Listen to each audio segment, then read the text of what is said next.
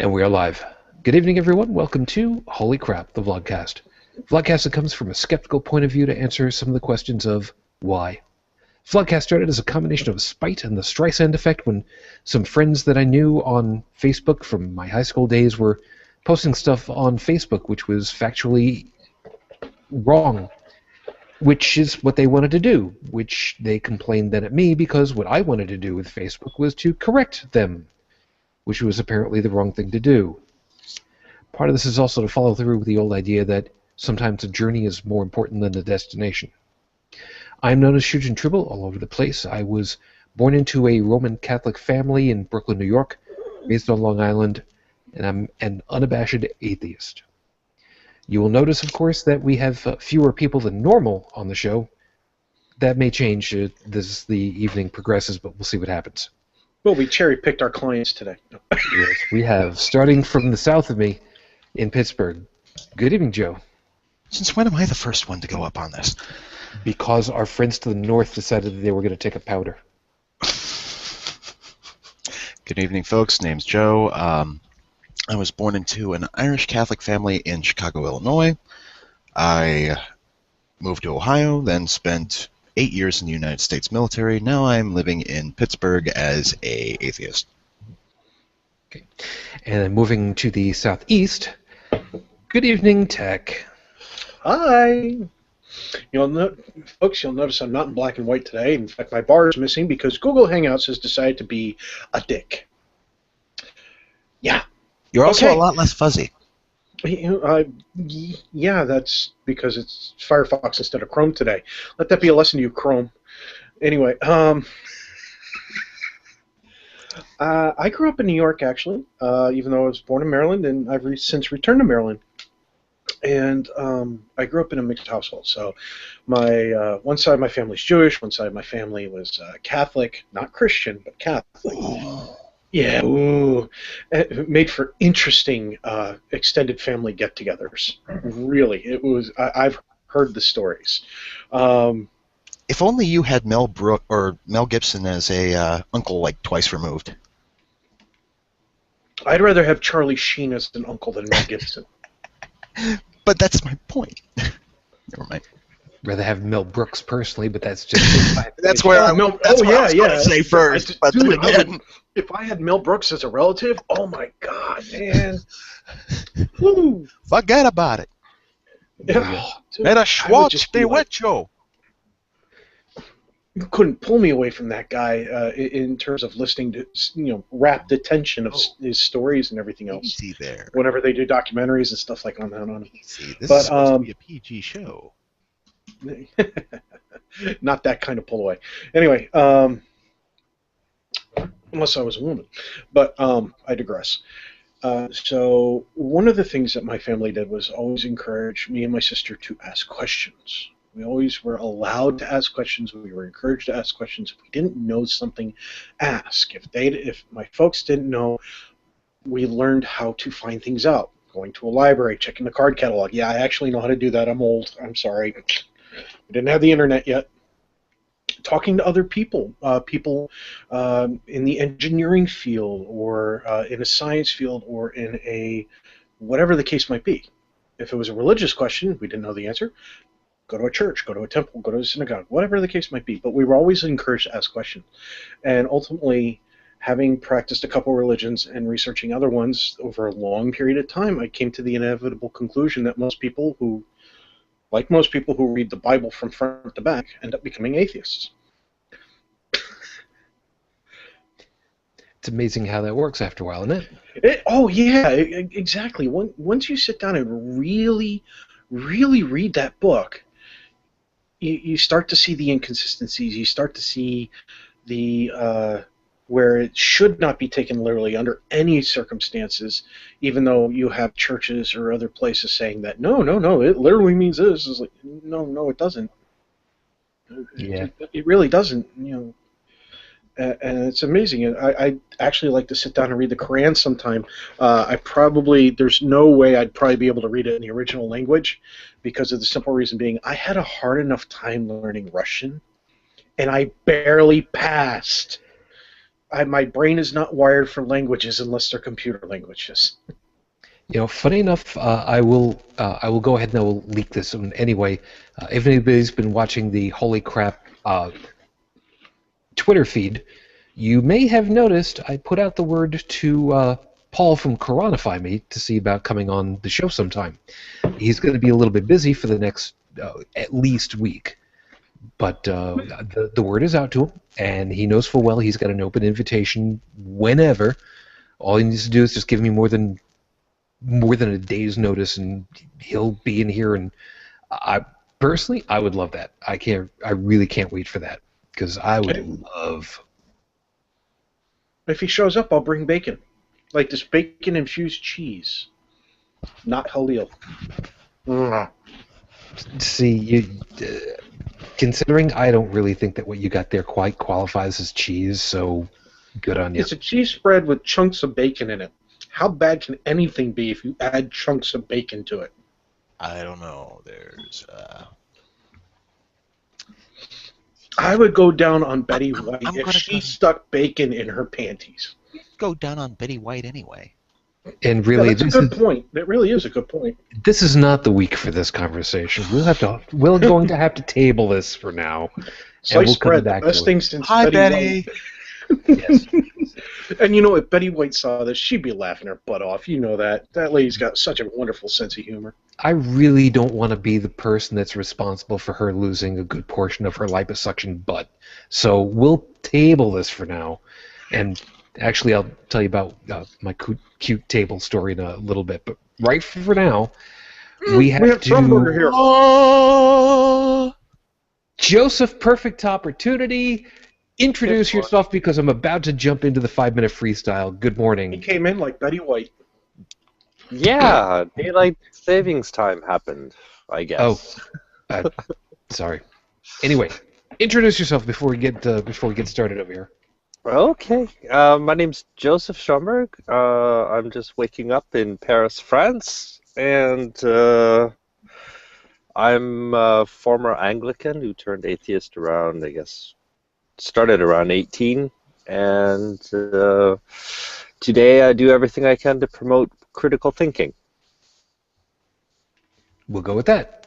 Yeah, I'd forgotten about the time shift, which is a whole other story for another day. Because We both forgot. We stupid Americans are still working with different. Yeah, holdovers from like World War I and II, but that's for another day. I promise we'll talk about that another day, because too stupid not to. And France is still getting over it. Yeah. Anyway, in the meantime, let me at least get us started with 5 minutes on the clock, with apologies to Heath and Noah. Thank you very kindly. Who knows, maybe we'll have the rest of the crew showing up eventually. So, I had something that popped up in my feed earlier this week, and I made a post about it on the Facebook feed for the show. And if you don't know about that, of course, just facebook.com/holycrap the vlogcast. It should be pretty straightforward to try and figure it out. Anyway, so my question then is everybody familiar with this gentleman, Bill Whatcott? Now, if you're from Canada, you might actually know about this misogynistic... Well, no, I can't really call him that. This confirmed asshat... No, actually, he hasn't called himself that. He's a bigot. Pure and simple. There's no other way of putting it. He is an absolute religious bigot. He has been working for the last... I don't even know how many years it's been. He's been working for his religious principles to change things in Canada so that it would be more Christian-like, so that gay people don't have the same rights as straight people, and LGBT people don't have the same rights as... Because, you know, it's all kind of different. It's all kind of the same. But abortion? No, can't do that. Well, as far as he's concerned, so you shouldn't do that, and it should be completely changed in the law because he thinks you shouldn't do that because he's got these firmly held moral beliefs and stuff. And he made it in the news recently, not because he's been doing this stuff, which he has been doing for a number of years, but because he's decided that he's paid enough. And by paid enough, I have to kind of backtrack a little bit on something and say, I actually respect this guy. Now, before anybody goes ahead and looks to rip me a new one on this one, just hear me out, because I've still got another 2.5 minutes. So let me make my case. I actually respect this guy. Not because he's a bigot, not because he is completely against women's rights for health, reproduction, LGBT, the whole thing like this, not because he's firmly committed in his beliefs.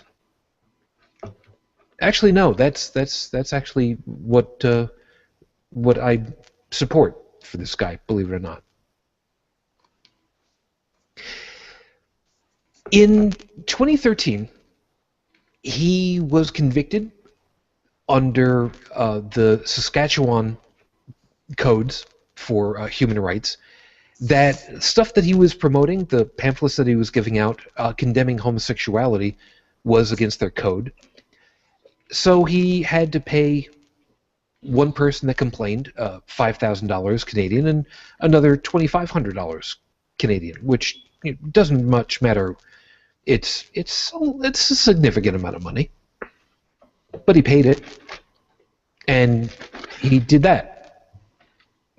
About 10 years before that, he had a $15,000 fine, and he was suspended from his job as being a nurse because he was picketing a Planned Parenthood place in Regina.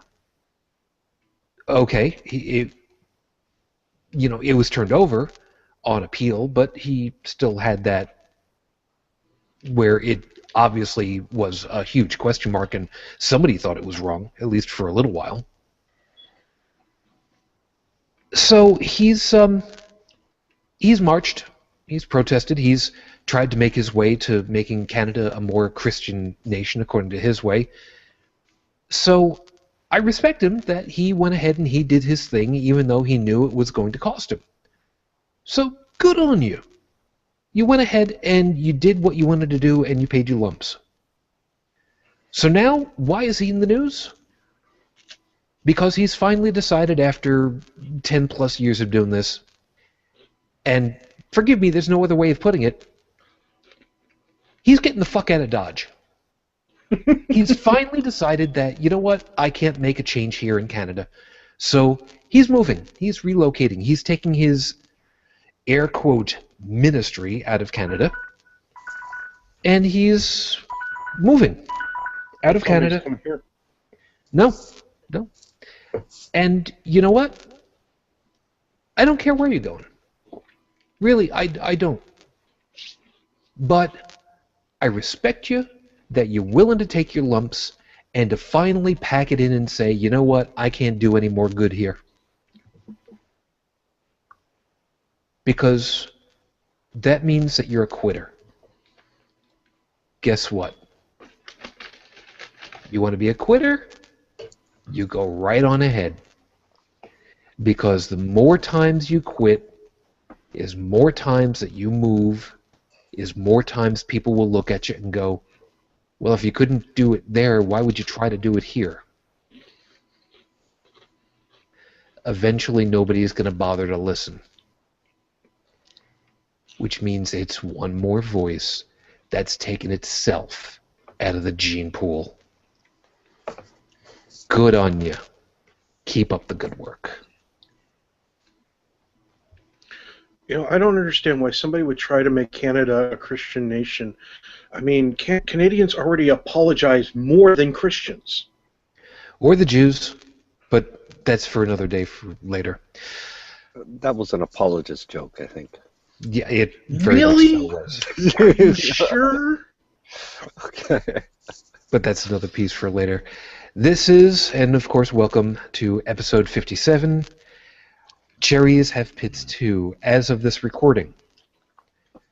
In our support, on behalf of the show, it has been 2 years, 9 months, 5 days since Rafe Badawi was imprisoned unjustly.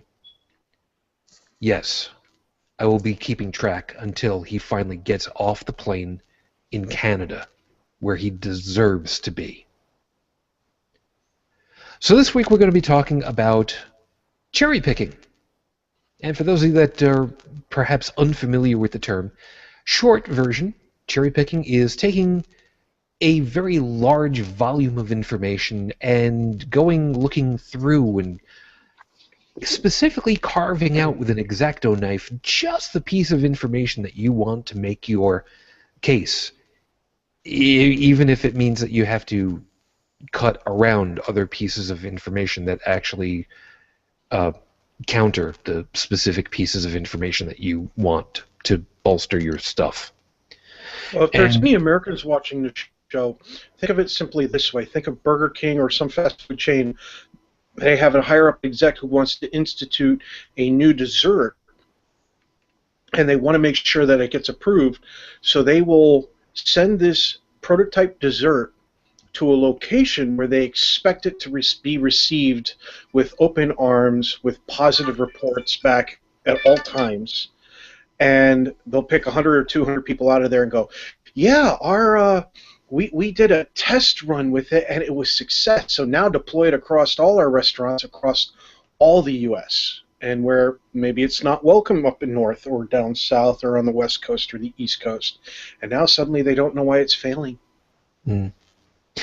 So citing that one scientist who's against climate change.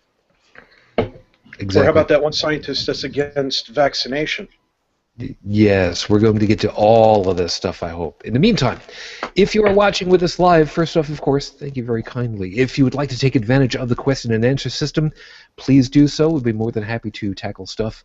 And it helps us to kind of get an idea as to who's actually watching, paying attention, what kind of questions you've got. Right off the bat over here, Secular Lobster, thank you very kindly. Hope that you're having yourself a good evening, morning, evening, whatever. Yes, Secular Lobster is chiming in, and thank you very much. Butter. No, you will not. Dude, I've got unsalted butter downstairs. I've been doing really good. You're not allowed to be doing that, and I'll give you one good reason why. Lobsters are an abomination. Don't use lobsters. They don't have scales. That's right. You know, there is in the Bible the same section that talks about quote-unquote homosexuality, talks about eating shellfish too, doesn't it? Well, not specifically, more along the lines of if it doesn't have scales or fins, it's bad, okay? By the way, this is also the same section of the Bible where people will tattoo pieces on their arms about that kind of thing, as well as homosexuality, and then not pay attention to the part that says you're not supposed to put tattoos on your skin. See, tattoos.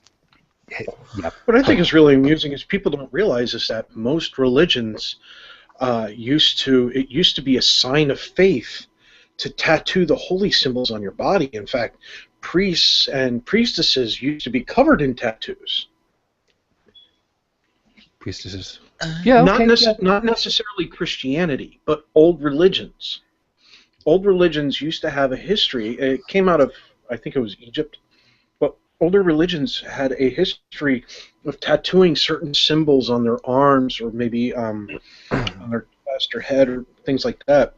The Babylonian city gods. Them too, yeah. That's where it started. Joey, you look like you had something that you were going to say, and you've kind of backpedaled a little bit. I looked at Lobster's page. Okay. And I found something on there that makes my head hurt. It's you too. Right now I have to open this page.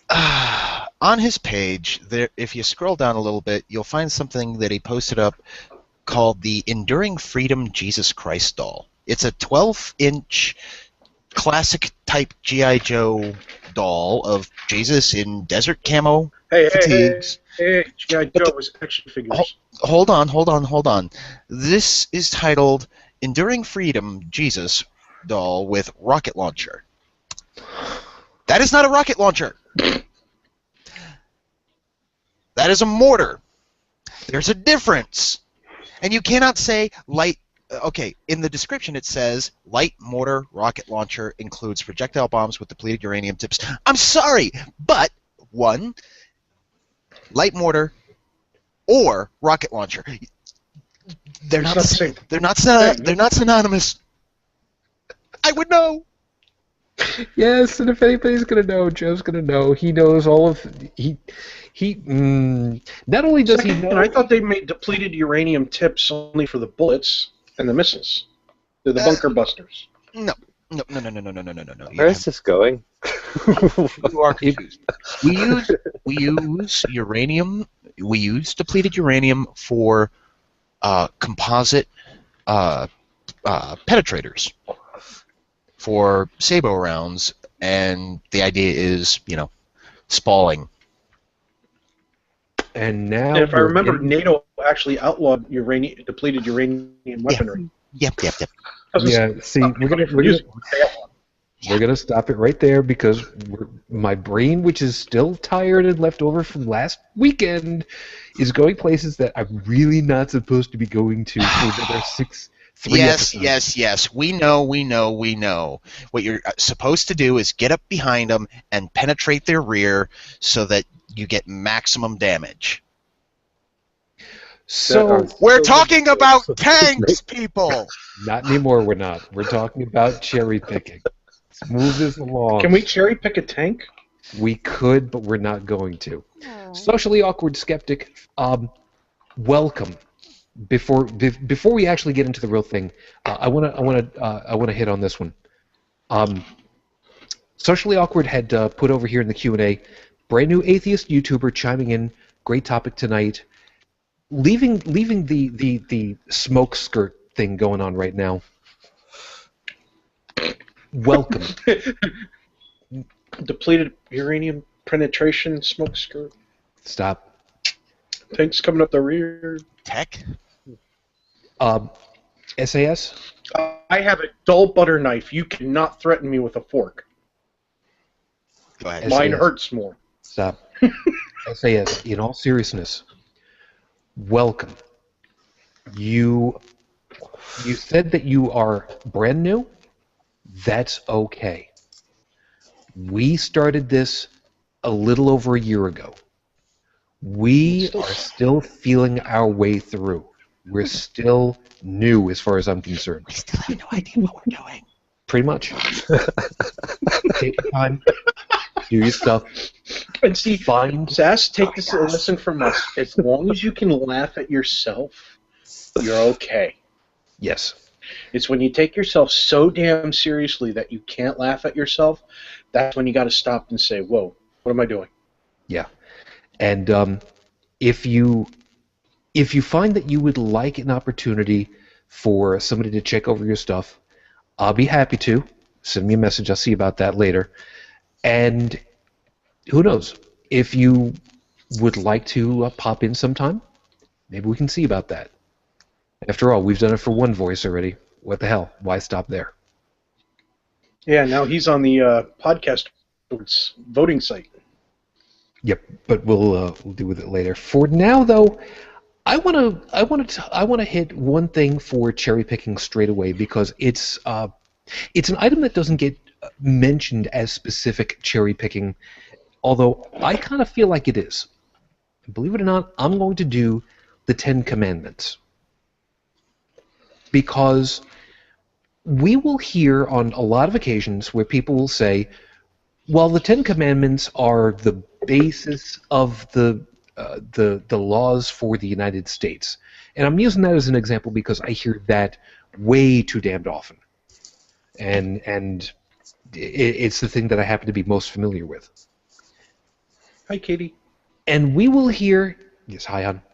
And we will hear on many an occasion that there are good laws in the 10 Commandments. Things like don't lie, Don't murder. There's a good one. Don't don't don't want something that somebody else has to the point where you take it from them, I guess. There's probably a couple of others that are actually worthwhile there, but I mean that's all you really need right there. And that in and of itself right there is cherry picking. Because you're going to take 2, 3, maybe 4 items out of this list of 10, 40% of the information, and use that to say the whole thing is good. When normally wouldn't it be at least 50% of something to show that something is worthwhile? That's just me on that one. That's just the first example of what I can come with. Who wants to go ahead and drop an example that they've seen that they really can't stand or had to deal with before? Don't make me go asking for volunteers again, because I will assign you guys homework. Go ahead. I never did mine anyway. I can't think of a particular example, but yeah, well, the act of doing it itself is just dishonest. That's all. And it's usually somebody who does it, they have an untenable position. Otherwise, the facts could speak for themselves. But it's an emotional issue, people who do it. I don't know where to start, but they're asking you to trust either them or an entire position. They want you to look at it. If they find one thing that's true, they expect you to validate their entire position. It's like it has nothing to do with fact, actually. There's no reason involved in it. It's an emotional thing. Did that make sense? It does. It does. And I'm thinking of a specific example of the kind of cherry picking thing. I'm trying to remember where it was specifically from. I can think of one just now. Sure. It was a debate with again Matt Slick, and it was when it was a show. It was hosted by another theist, and they were both going at I think it was Dillahunty, and they kept on trying to make Matt Dillahunty validate one event in the Bible, and they seemed to be convinced that if they could make Matt admit that one event in the Bible happened, that everybody should believe the whole thing. You know, it's a global thing. I mean, yeah. Somehow or other, I'm thinking it was probably a Bible-thumping wingnut. Somehow or other, yeah. That's the only one I can think of. But yeah, it's something we've all got something. If going to emotional responses, we've got something that's called a trust factor. I call it a trust factor, anyways. I'm still new in just studying this, but it's you validate your position. It's like a filter we all have. You can have two people doing exactly the same thing, but if you like one person and you don't like the other person, you're going to see something completely different. So basically the goal of cherry picking is making the other person trust you. It's more a validation issue to make you into a trustworthy source, so that if they're willing to accept that one thing is true, they're going to accept everything you say. That's the goal. And in the meantime, using information out of context, I guess, is really what it really all comes down to. Yeah, any means possible. Yep. Okay, Tech, I do see you finally popped back in. You okay? Okay, what did I miss again? Not much of anything. Don't worry about it. It's okay. First the earth cooled, and then, yeah, okay. Come on. I've heard that one. That skip before. Skip to the end. What topic? Yeah. Okay. Skip to the last few microseconds. You know what? There is too much. We'll just move on. Don't worry. You didn't miss enough that you have to worry about it at this point. We're talking about hearing actually people cherry pick things. Yeah, we're still there. That's gonna be all. I've heard it. Okay, so The only one. Yeah, go ahead, Joey. Well, the only one that comes to mind for me, and every time somebody brings up cherry picking in the Bible, this is the one that automatically comes to mind, and it always makes me smile. Young gentleman at a protest holding up a sign for his Twitter, protest against gay marriage. The sign reads, "Because is against God's law, against God law is a deadly sin." To which that glorious bastard, George Takei, his own little sign, so is wearing a cotton and leather hoodie, Leviticus 19:19. Isn't it amazing how that works out? Yeah, that's... You know what? We can't talk about cherry picking without absolutely destroying Leviticus and people who decide that they're gonna use that for freaking everything. Tech, you got it right away with lobster earlier. What else out of that section do you happen to have any recollection of? I mean, we've got the mixed fabrics. Yeah. You have the mixed fabrics, the blended fibers, if you will. You have the trimming of the beard. Okay, you're not supposed to cut the ends of your beard. You have basically what it boils down to is not eating shellfish.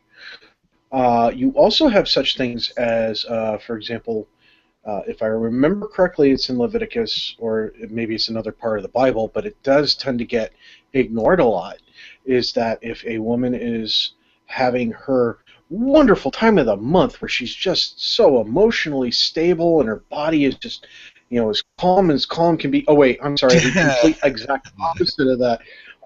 No offense, ladies, but from a guy's point of view, when you go through that, it's, wow, we don't know how to deal with it because it's not happening to us, So when they go through their period, many religious texts, the Bible, the Quran, talk about how unclean a woman is at that point, and you're not supposed to engage sexually with them, otherwise you yourself becoming unclean, and then there's supposed to be these cleaning rituals, and if you don't go through them, that sort of thing. So there's some nasty stuff in these Bibles, and in these religious texts.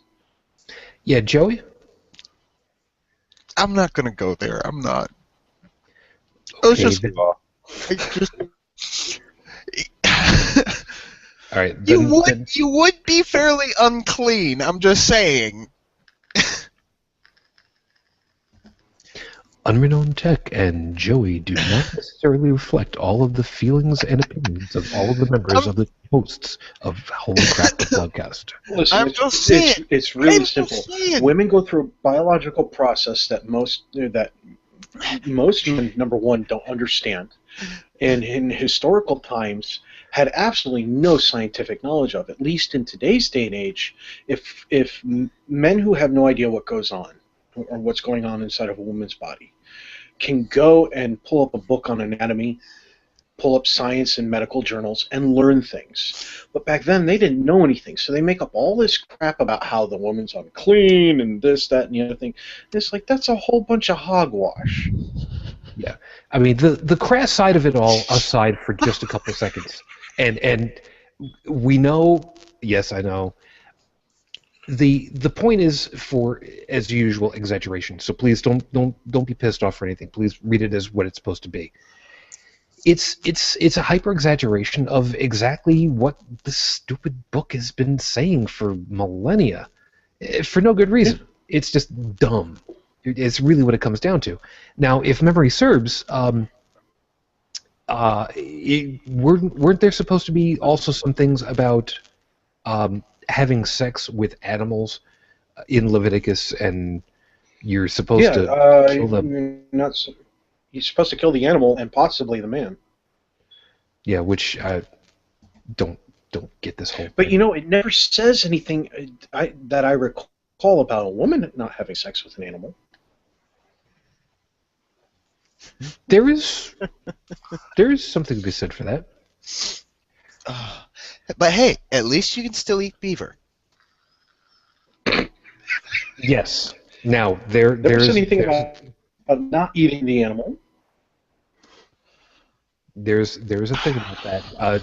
Joseph, did you I'm pretty sure you were on for the show for that one. You recall about that? Yes. Speaking of Leviticus. Wait a minute. Wait a minute. When was the last time any of us had a burnt offering?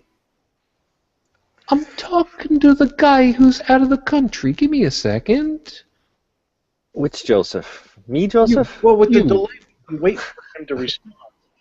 I'm working on it over here. Yes, Joseph. The whole thing with beavers being able to eat. I know. Leave me alone, people. Let it go. You were around for this, if I remember correctly. In Canada, the whole beaver is okay to eat on Fridays.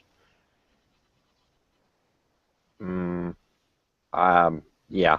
Well, I was about to say I don't think I've ever eaten a beaver, but that could be turned into a. This whole show is.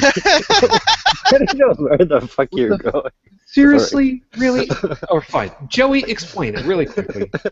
Okay, so for those who don't know, apparently there's a bit of a pastime, a tradition in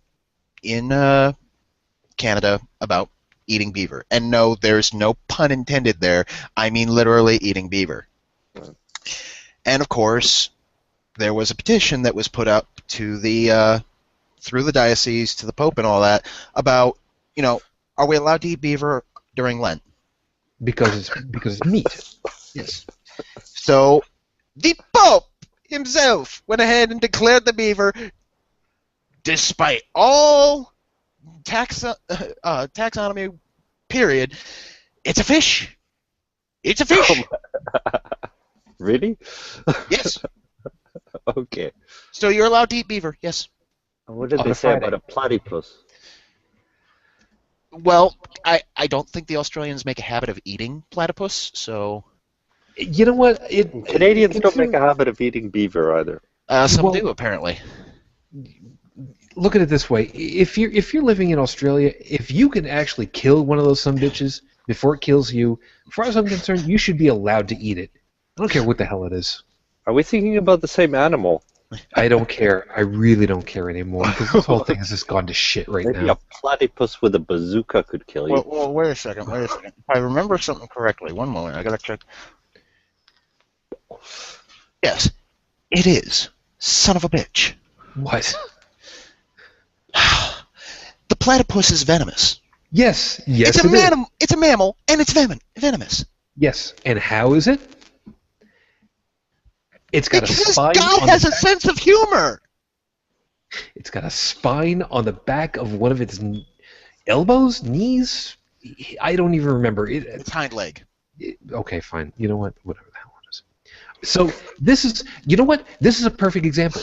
This is a perfect example. Tech, here's what you missed. First, the Earth cooled, then the dinosaurs came, then the platypus came up, and this is where I'm going with this one. Cherry picking. Here's a perfect example.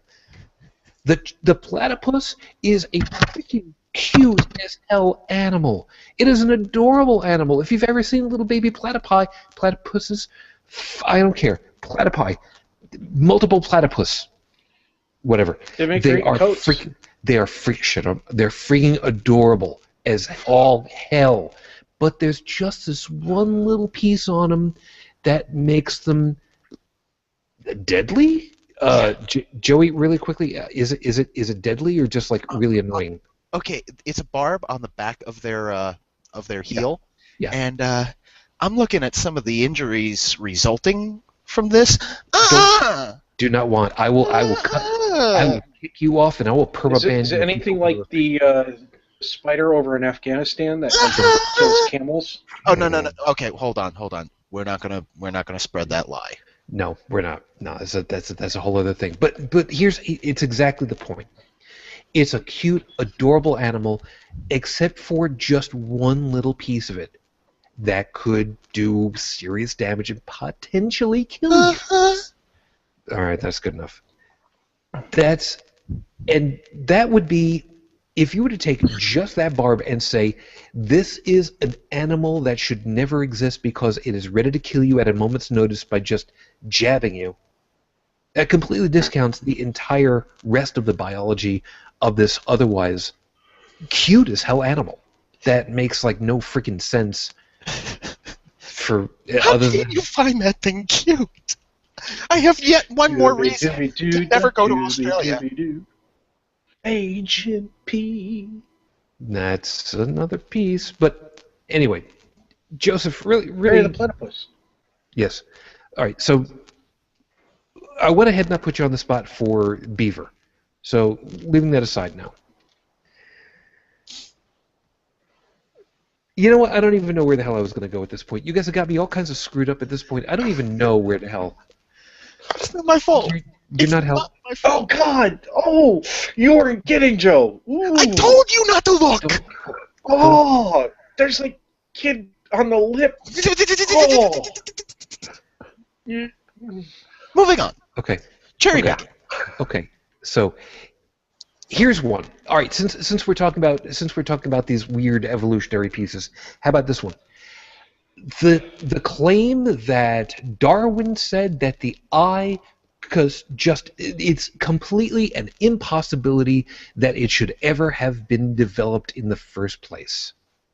Therefore, evolution believes something that shouldn't be because Darwin said it shouldn't be, but didn't bother to read the rest of the quote where it says, but there it is, and I have to believe it, so there's got to be a reason for it.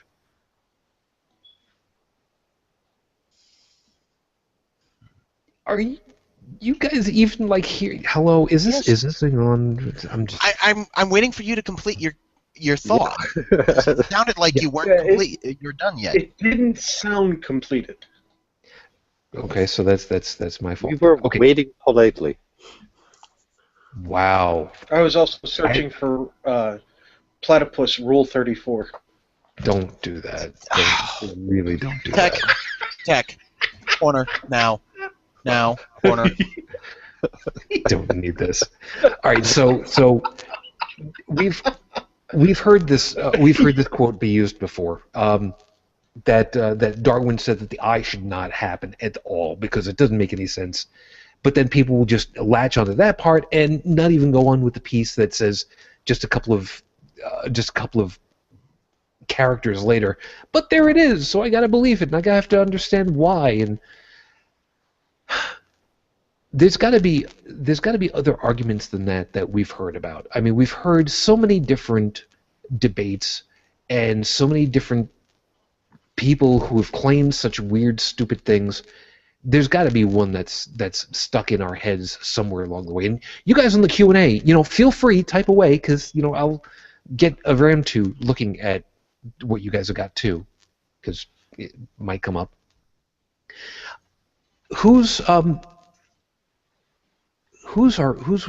There's got to be one of our favorite punching bags that we can just go ahead and rag on. I'm looking around for a couple of items. I thought I was the punching bag. No. I mean, like William Lane Craig or the Amish Wolverine or Ray freaking Comfort.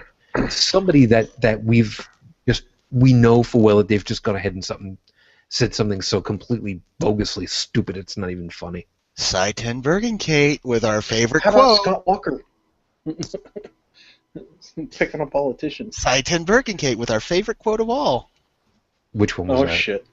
Remind us. The Quran is false and the Bible is true. And oh god, I can't even. My brain is not even able to operate on the level of stupidity that it takes to even remember that entire train of logic that he tried to... Somebody help me out here. If I remember right, it was something to the order of, if the Bible is true, the the Quran is true, and if the Quran is No. is If True. the Quran is true, then the Bible is The true. Bible is And if true. the Quran and if the Bible is true, the Quran is false. Correct. Hmm. right. I don't even. That's because the Bible says that no other book is true, that they're all false, but the Quran says that the Bible's true. It's just I'm paraphrasing here, and I'm working under limited knowledge of the Quran, but my understanding is it says that the Bible was true, but it's outdated, basically. Yeah. What the Quran did was hijack the Abrahamic texts and the Bible, and basically they just took the books and signed their own name to it, and that's it. Well, that's the same thing the Christians did with. Yeah, but the Islam does it literally. They're saying, well, you got the commandments from God, but you're doing it wrong.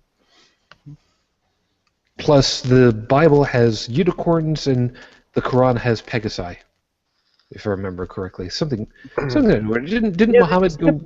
They just kept on updating the model. That's all. Just they were learning from past mistakes. So. And funny enough, Gary Gygax never sued them for using Pegasi. I guess. I'm sorry. Is it too soon? I'm sorry. No, not sorry at all. Not a damn bit. Not a damn bit. Oh God, I just found Rule 34 Inception. It's Rule 34 on Rule 34. Really? Tag. Really? I'm sorry. My mind doesn't function properly. You guys are generating more questions than giving answers. Yeah. Well, I will say this, since we've gotten a little bit off track. A little I'm bit. going to go ahead and put us on track with a new train. This is pretty much cherry picking in the reverse, but it's still something that drives me absolutely friggin' insane. So it'd be good. Fox News being a very good example of this.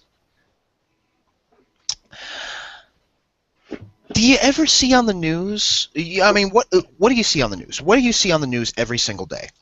I try not to look. Politicians did this. Some guy murdered this guy. Billy Joe Ray beat his wife. Somebody robbed a store. Blah, blah, blah. Do you ever see anything on the news about how a, kid, helped an old lady across the street? Yeah, on MNSB. I can't talk. Basically, NBC networks. Yes, they have. There's a evening show, usually like 7 to 8, something like that. Really, they have to go to here on the East Coast, and they always end on a positive note. They always end on a positive note. But Fox News, you're right. Yes, Joseph, you were saying? I wasn't saying anything. But Fox News, yeah, well, that doesn't really enter their message, which is basically fear and only we can save you if you obey. So would that be black cherry picking? Wait, no. Here's the thing about Fox News that a lot of people don't realize is Fox News was taken to court at one point in time for something that they said on the air. And if I remember correctly, when you say it, it's slander, right? Libels, print, slander, spoken. Yes. Okay, so they were taken to court for slander, basically, is what it was. They did some kind of news press, whatever it was. They did it on the air, and they got taken to court. Well, when they got to court, the attorneys convinced the judge that they were not in trouble because Fox News wasn't technically news. They were an opinionated entertainment program. That's how they defended themselves against the slander charges, and it succeeded. So in a court of law, Fox has admitted that they are not, at least the program that presented the slander as fact.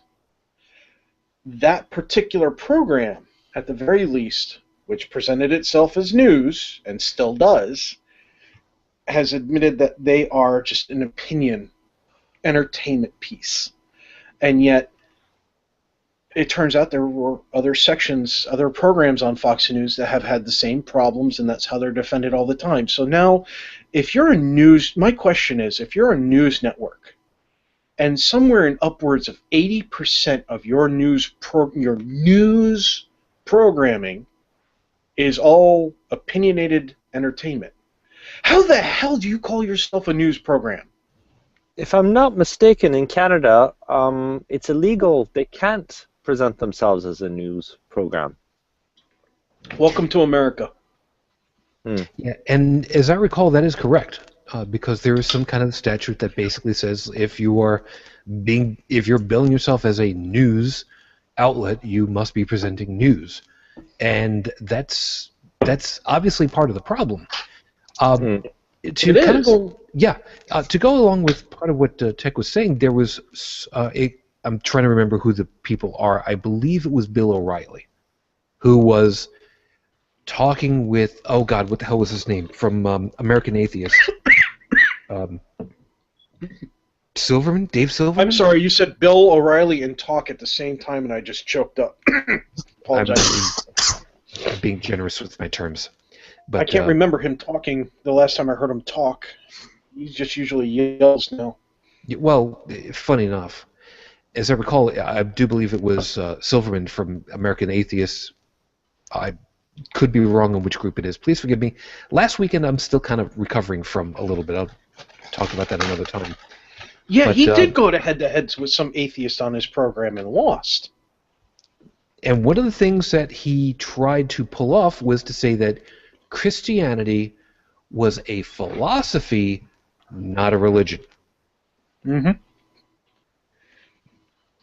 Because you have a personal relationship with Jesus. Now, I don't know how he tried to pull that one off, other than to say through his teeth that he was not a religious person, he was a philosophical person, because it was, I don't even know. But He I could think have it a had, personal relationship with Jesus if it was his pet Rottweiler. or it could be your pet rock. I mean, those who lived through the 70s know about that one. Pet rock is more substantial than the real thing. But taking bits and pieces of, in this case for Christianity, taking bits and pieces of the Bible and flipping through and saying, I like this, I like this, I like this. Okay, so I'm not going to eat meat on Fridays, except for beaver when I'm in Canada. I'm not going to have sex with another person of the same sex. Well, at least, I won't do that, but I'll just get a tattoo of them on my arm to show how much I love them. Oh, that's covered too. You know, I'll forget that part too, because it's okay. I like me some lobster. I'm sorry. So I'm gonna keep eating. Oh, I can't eat. Well, that's all right. I'll just throw on my robe and go out and get myself something to drink. Oh, different types of fabric. I can't do that either. Well, you know what? I'm just not even going to be bothered with any of that stuff. It makes it so difficult to talk with people and try to explain. You don't know what the hell you're talking about, because they don't even know that they've been cherry picking all this time, because it's been done for them. It has nothing to do with anything rational. Point. No, that's true. It's all too true. Actually, you know what, Joey? You and I both have a history with Roman Catholicism. Mm-hmm. We were told all the things. Uh-huh. We were told all the things, and it never seemed to. I don't know about for your upbringing, but for me, it never had anything to do with what was said at church, at Mass, because it was all the touchy-feely, so to speak, readings from the Bible, and it was all nice, and all the pieces that were talked through, but there was almost never anything that was said, you need to do this, or you need to not do this, other than, you need to now shake hands before I can tell you that it's safe to leave. You were You brought don't- up in a very different place. Okay. They ran mine like it was a concentration camp. Well, You know, that sucks. I honestly wouldn't have a problem with cherry picking the Bible Because if they all did it in a uniform manner and they only picked out such things as love thy neighbor, love your brother and your sister and your enemies, love yourself. Those sorts of things, not the hate this person over here because they're of a different religion, or stone this person over here because they had sex with their wife when she was on her period, or kill this person over here because they cut their beard, or they failed to make a proper burnt offering. Get rid of all that hateful, spiteful, mind-controlling bullcrap and focus on the love everybody, help your neighbor. When help your enemy, help the people around you when they need it, rather than praying and being all full of yourself. Okay, take out that other crap. Focus on the good, the loving, and the helping parts. And you know what? I would not have any problems with any Christian at that point.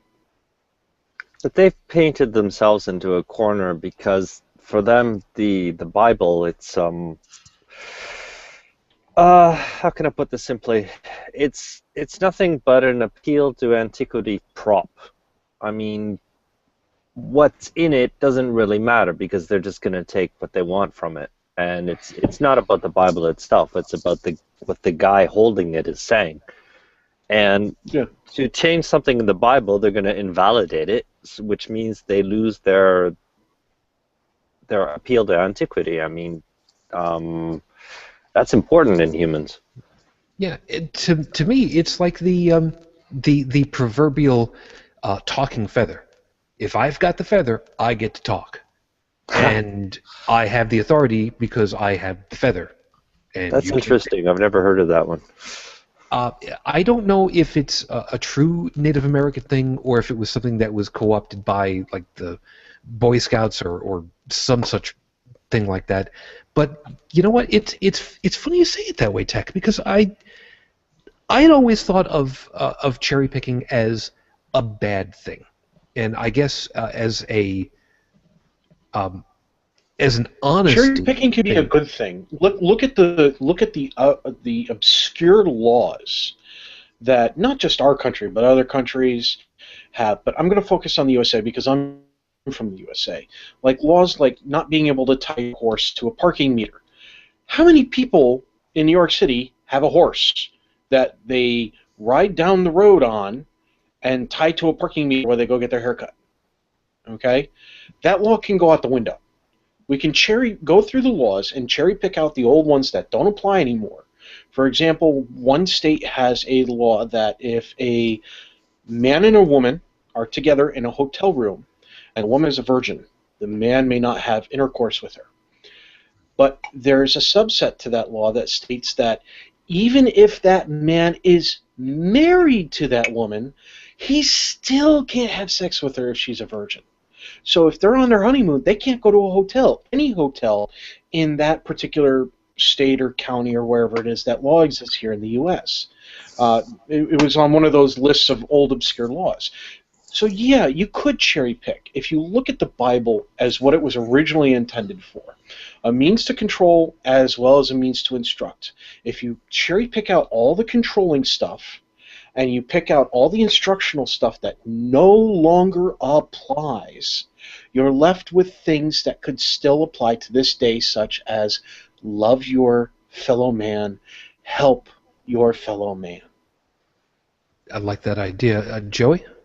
Well, I wouldn't necessarily call that cherry picking. That's revising. That's taking Same something thing. and clearing it out. Cherry picking specifically is in itself a negative connotation. So, if you're looking for a positive connotation, it's revision. And let's face it, they will never revise the Bible more than they have already. But I foresee. Translated it a few times. Oh, go ahead. Yeah, I said they've already revised it in the translation. Yeah. But I had. How many of you guys are classical literary readers? No. Okay. How many of you guys have science fiction interests? Oh, hell yeah.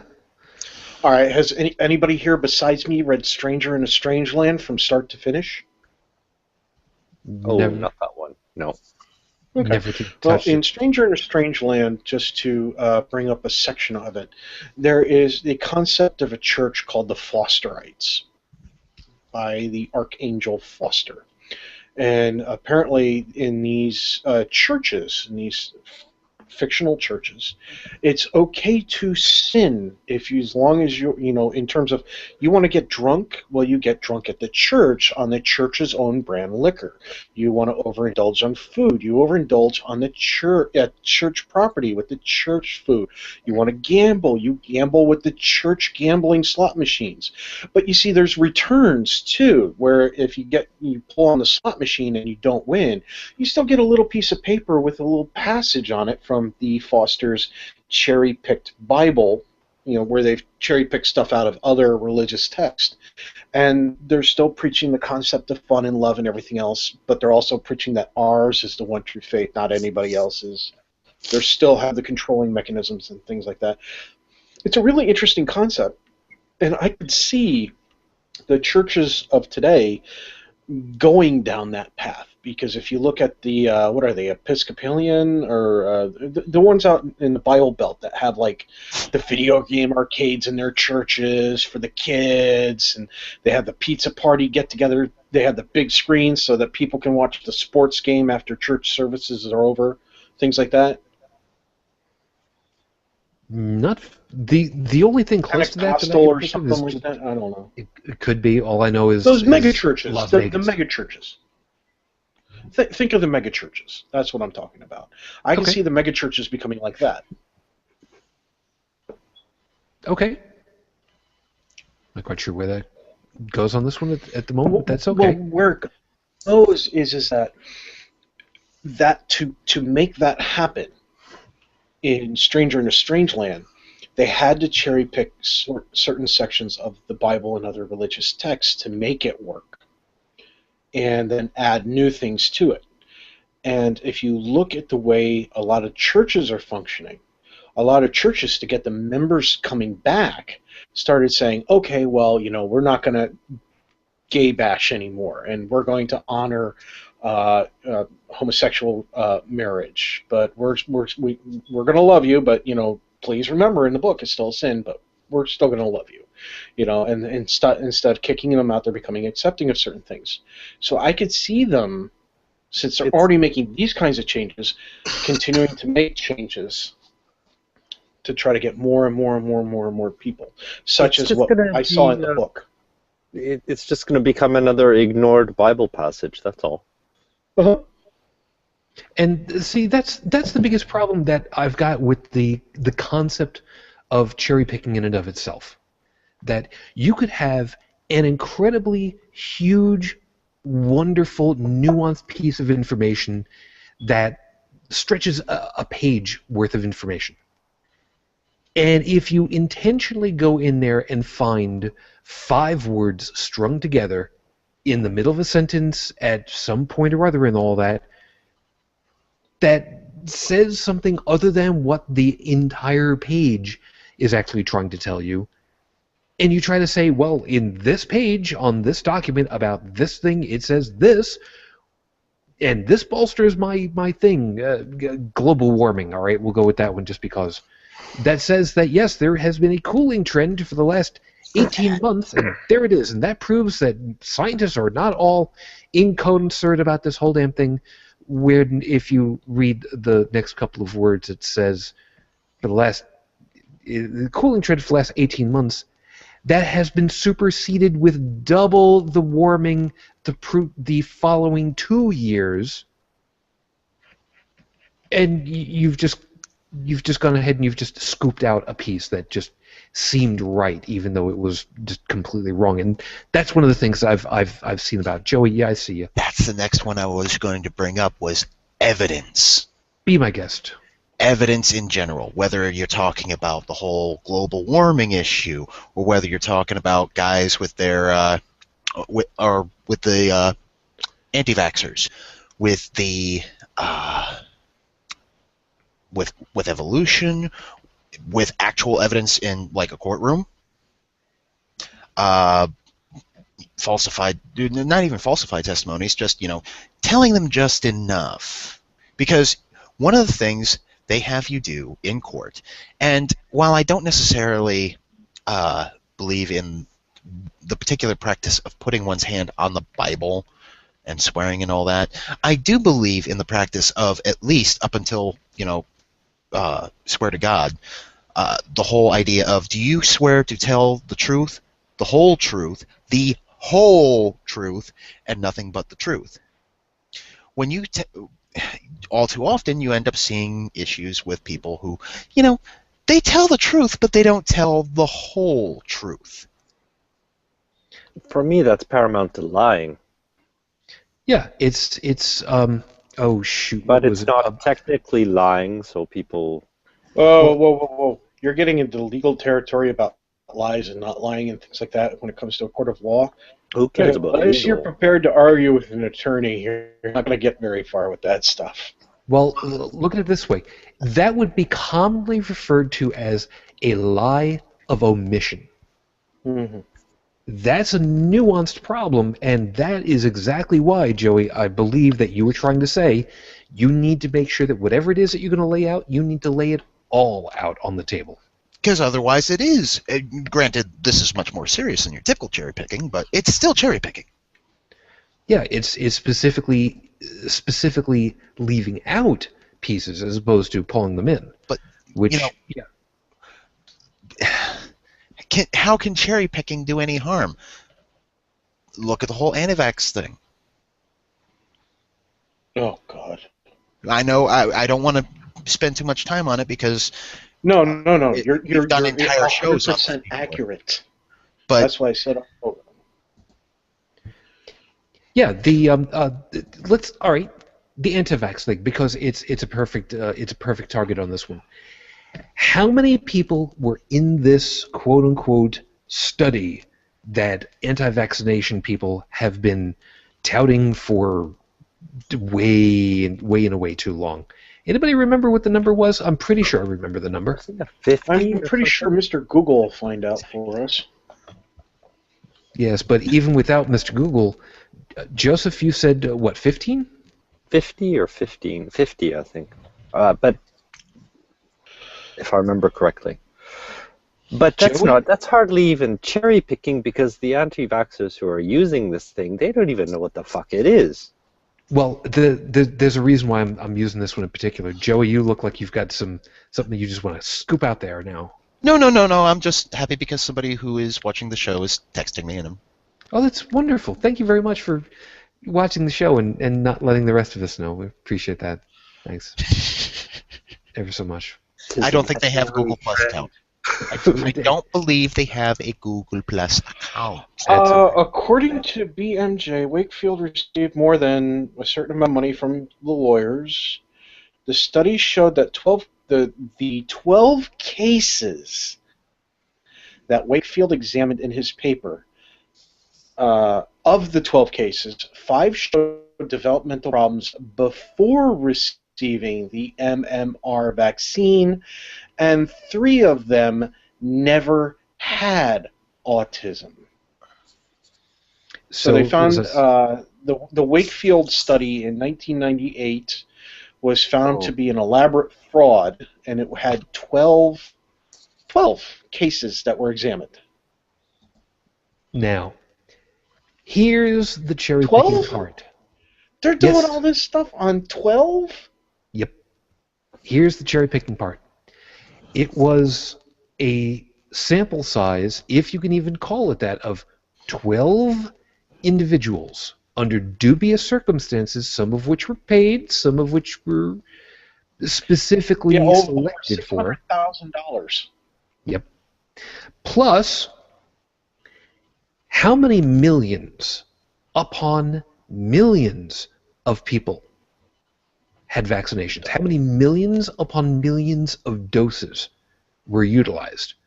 And how many thousands upon thousands of man-hours in hospitals was eliminated because of the incredibly grand percentages of working vaccinations before you even get to any side effects whatsoever.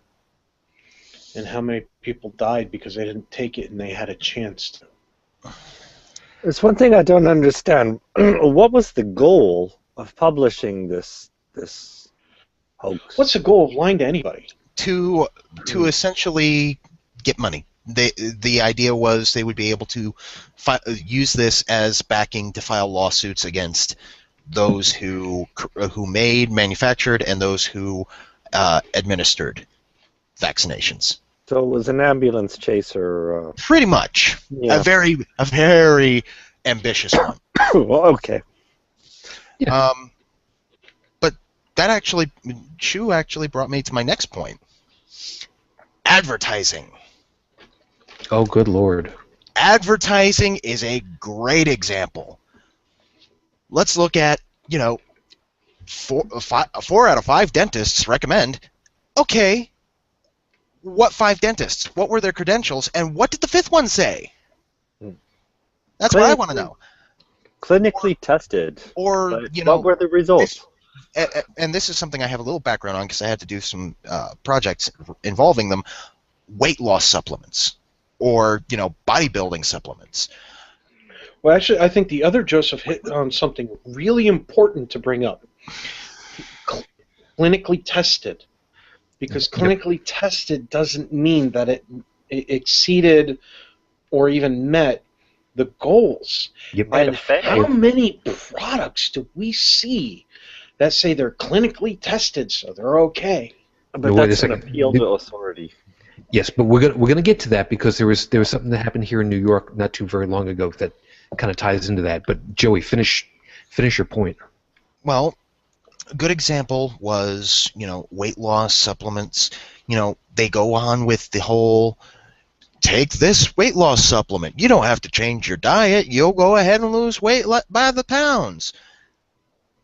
And then they have, this is me before and this is me after pictures.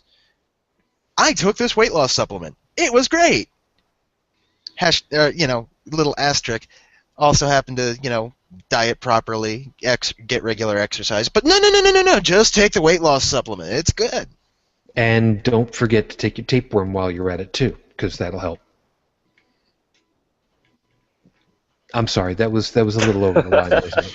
I'm sorry. No, apparently it's not. I mean, There was actually a weight loss supplement that was on the market that actually sped up your metabolism and caused you to lose weight as long as you did not increase your food consumption while on this tablet. The only problem is that people decided that they were going to take more than the side of the bottle said you should take, and they started having heart attacks. Yeah, and there's another issue with that because I've seen those same types of supplements used while I was in the military, and big issue with those that somebody fails to mention is that they drastically increase the rates at which your body perspires, and I don't just mean sweating. I mean sweating, salivating, urinating. The amount of water in your fecal matter. How quickly your body sheds water vastly increases, and you have to drink a ton of water while taking this stuff, but they don't mention that.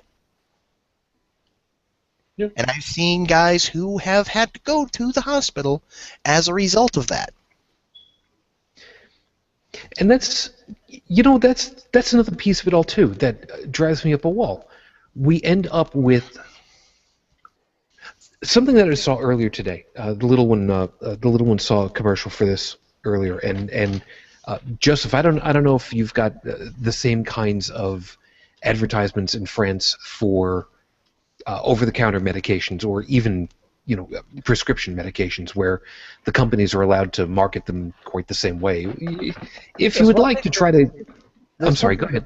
There's one thing that bothered me when I came here to France, is that I saw everywhere, every pharmacy, and they tend to be hypochondriacs here.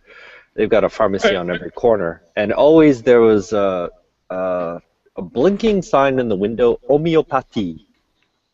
Homeopathy. And it was like, I just didn't get it. And it has only stopped maybe about 4 years ago. By the way, I want to touch on something about homeopathy in a couple of minutes. Remind me about homeopathy. Sorry, I'm pronouncing it in the French. No. Quite all right. That's just kind of, yeah. But there was an advertisement on TV for an allergy medication. Just leave it at that. It was a pill. The point of it was, the advertisement said, take the pill and you will start to notice, you will start to have improvement from your symptoms within 30 minutes, versus I forget exactly what the wording that they used were, the next leading nasal spray stuff that you won't have full utilization of it for a day. The problem that I ended up having with this was, I suddenly realized, wait a minute, you need your body time enough to digest and process the chemicals, the active ingredient. That's going to take you a minimum of 30 minutes for that to go through, maybe closer to an hour for it to really even start. And I just looked at my little one, I'm like, they're talking about the placebo effect here. Yeah, because exactly. It can't started until after it's processed. It's almost immediate. Yeah, the placebo effect has actually been proven to help in terms of dealing with temporarily with pain and certain kinds of effects that your body is experiencing from an illness or a cold or things like that. It's basically mind over matter, and it's proven that as a temporary thing, placebos can do that, and that it can actually be, in some way, shapes, or form, in terms of pain relief, it can be beneficial, but only for a very brief period of time. And but for long instance, term, it's not going to be beneficial at all. Right. Like that first half an hour where you're experiencing relief from your cold symptoms because the actual drug hasn't gotten into your body quite yet. Yeah, they found out that the human sinus system can actually alternate between the left and right-hand side, which is why so many people throughout a day, when they have a cold, sometimes they feel more plugged up than other times of the day. And depending on when they take their medicine, well, this medicine works great, I can breathe great now. Oh, it must have worn off. Now I can't breathe great at all. So the cherry picking thing can actually work both ways. You can specifically include information, or you can specifically exclude information, which is, I don't even know which is even worse to be dealing with. I think the worst part of it is trying to deal with that kind of stuff on, well, like was mentioned, a court. But that's neither here nor there for the second. I'm sorry, go ahead. Yeah, to take cherry picking, okay, just to look at it globally, it's anti-logic, it's anti-reason, because it's like, going back to what I was saying earlier, it's a purely emotional thing, because reason is examining the facts and coming to a conclusion based on those facts. And cherry picking is the exact opposite. It's a logical fallacy. Yeah. Yeah, in and of itself, it's it is. It's a validation issue, but what are we validating? Because when you're cherry picking something, you're not validating the facts. You're validating it. It more has to do with the person who's exposing the facts than the facts themselves. Well, I'm actually going to take difference on you on this one. it is a matter of validating the facts as being part of whatever argument. Yes, I'll go with that one. However, I think it's much more a matter of artificially validating facts with insufficient information. For instance, if one were to say that, Mother Teresa was a saint. well, figuratively speaking, for a second, she has, I believe, been canonized. You know what? Yes, It doesn't she really is. much matter. Doesn't matter. Figuratively speaking, Mother Teresa was a saint. She was a wonderful person, a helpful individual. She brought comfort to a vast number of people who were otherwise dying. You could get away with saying that without adding all of the rest of the facts, which were she comforted these people while they were continuing to stay in agonizing pain because they believed that they were supposed to be, because she told them that they should be, because it brings you closer to God, dying in a otherwise horrific manner with pain and loneliness and suffering. Which, once you add in all of the rest of the facts, once you have it all in there, then you end up with a very disgusting look, which is very antithetical to what you were originally putting into there. Speaking of antithetical woman, hi, Heretic Woman is joining us. Good morning. Hello. You're Hello. late. Good morning. Good. You're later than me. I'm sorry. she- I was out hanging with heathens. I'm sorry. And that's okay. We've been I'll- grasping at straws since you've been gone. Sorry. Judge for yourself. All right, short version. Heretic Woman was going to be out with some folks, and she did let me know ahead of time that she probably wasn't going to be able to show up at all.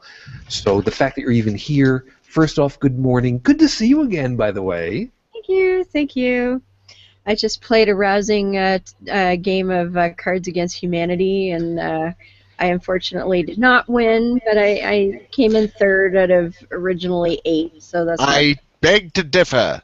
There is no such thing as losing at Cards Against Humanity because everybody wins. this is true. They may not get the most points, but they still win. This is true. Now Especially when one of your answers is the blood of Christ. You didn't get that one. Not get The first time I played it. What is my- Batman's guilty pleasure? Dead Boy parents. Scouts of America? Dead parents. We did get the dead babies answer, though.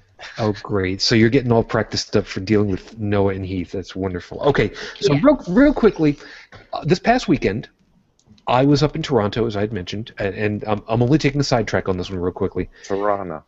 Yes, went up to Toronto for Fertile Equinox. I do have a video walkthrough if people would like to see over on my personal channel on YouTube under Shujin Tribble.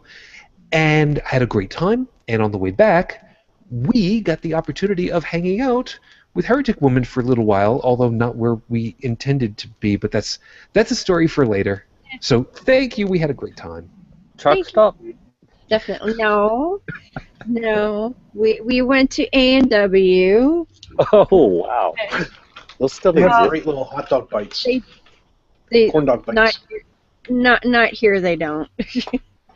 I Oh, really? would love that, but they don't have those here. But, yeah. Yeah, we were originally intending to go to Harvey's because Harvey's burgers are some of the best friggin' Yeah. burgers, period. And I love the. Yeah, plus they had poutine. Unfortunately, the address sent us somewhere where there was a Home Depot. There is the possibility that the Harveys may have been inside of Home Depot. Inside, yes, we find this out later, but we're kind of wandering around the parking lot going, where the hell's the Harveys? Got A lost in burger the joint inside of a Home Depot. Yeah, Mississauga, you know. That could work. It could I could because see I mean, Five Guys inside of a Home Oh, Depot or Five Lowe's Guys. down here by Oh my me. gosh. Two things aside from all the awesomeness of ReasonCon I'm looking forward to is Cracker Barrel and Five Guys, and there's one of each down the street from the hotel, so I'm stoked. I have a Five Guys down the street from me. Oh, you suck. Wait. Who told you that? I love Five Guys. I think it was probably the seal on the engine that you blew that told everybody, but we'll come back for that a little bit later. By the way, of course, everybody's over on the Q&A. Oh, the terrorist. Life out of it and fix the damn thing. There you go. I'm sorry, Joseph. You said Nothing. I don't. I Believe donated a $10 to Cherries Squids. We'll talk through all of the stuff from Dr. Demento's CD another time. However, hello, Katie. She said it's about time I showed up. I'm sorry.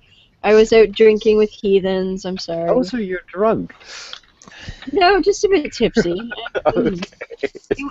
It was a hotel. I hope you brought enough for everyone. Well, I do, but it's in my fridge in Canada, so, Do you have a pipeline to Pennsylvania? Not We yet, have but the we're working XL. on it.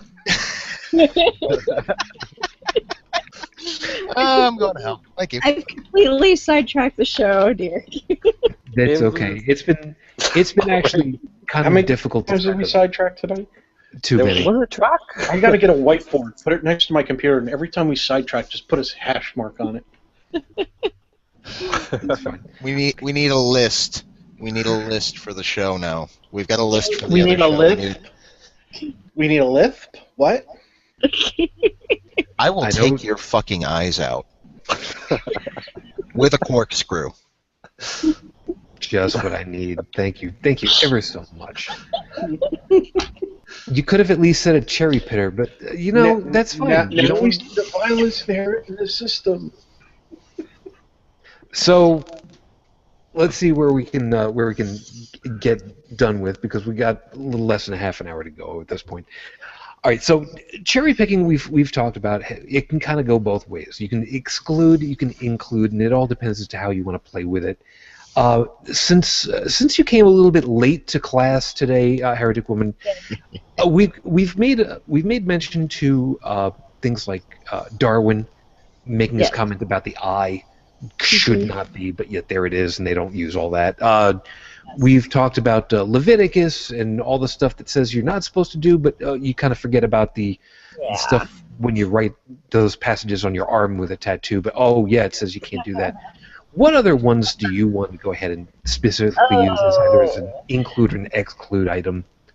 Well, it just for fun, I've been reading, technically via audiobook, I've been reading Age of Reason for the last day and a half, and there's some awesome stuff in there. If you have not read Age of Reason, get your ass out there and read it now, is all I can say about that. But it's amazing. Thomas Paine brings up a lot of good stuff, and I actually put some stuff on my Facebook page today about that. But I love it. I don't know if it's cherry picking to the same degree, but the whole immaculate conception bit.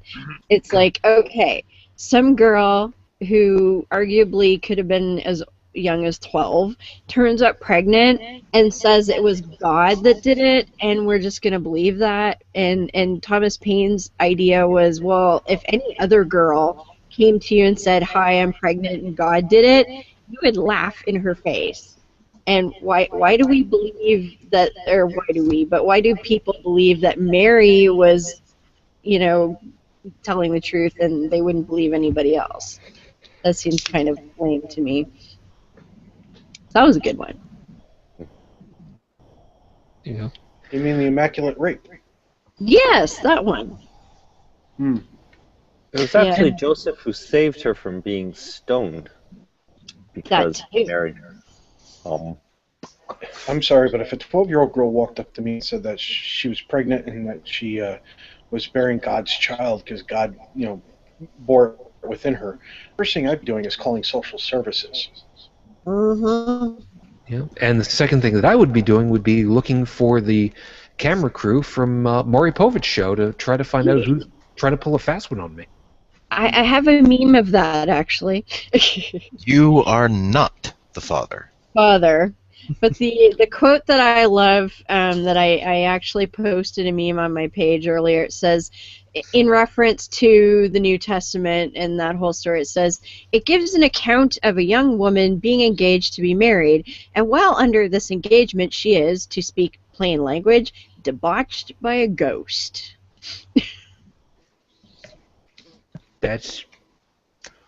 I can't argue with that. No, I mean, the man was a genius. I wish they made us read that in Canadian schools, because I missed out on that. It was pretty amazing. Canadian is a language? Yeah, apparently. Well, especially if you're Newfie, it's a language. Wow. Yeah, we made reference to various different dialects in Canada when we were at the con. Newfies have a very strange and unusual dialect, I guess is the best way to put it. I think Newfie goes beyond dialect, but that's just me. It starts as a dialect, but eventually it becomes its own damn language. I think so, yes. Mm-hmm. Yes, so. But anyway, that was one of my big takeaways from reading The Age of Reason this weekend. I still have part 3 to go, which I'm told is the best part, but it's pretty damn awesome so far. Very cool. Mm-hmm. So I want to get back to the eye for a second, because I've been hearing a little bit more about this whole thing, and I've been learning a few things, and I'm going to specifically credit Richard Dawkins, who, surprisingly enough, actually spent some time on Star Talk Radio not too very long ago with Neil deGrasse Tyson and Bill Nye. Awesome. We must pretty well know them. That's one of the few podcasts I still have from my kind of original set, so to speak. But the piece I wanted to reference to is the eye's design, the human eye, the vertebrate eye, I guess is the best way to put it. Mm-hmm. Because apparently the eye, as a generic term, has had several different incarnations, several different simultaneous evolutions, developments. I believe he said approximately 20 times, 12 times, something like that. But it's more than just one that it's come out. And Yeah, they did that on Cosmos. okay, I have not yet had the opportunity of seeing it, and thank you for putting on the hat of your people. The vertebrate eye, I had always been taught that start with the lens on, all right, just to simplify it, start with the lens, light comes through it, comes through the center part, and comes to the backside where your rods and cones are and all the light falls into it. That's the way I had always been taught.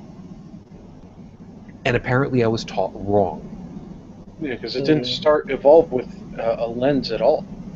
Well, it's not just that, but the way that it currently resides, and I'm simplifying it hugely, and I know it.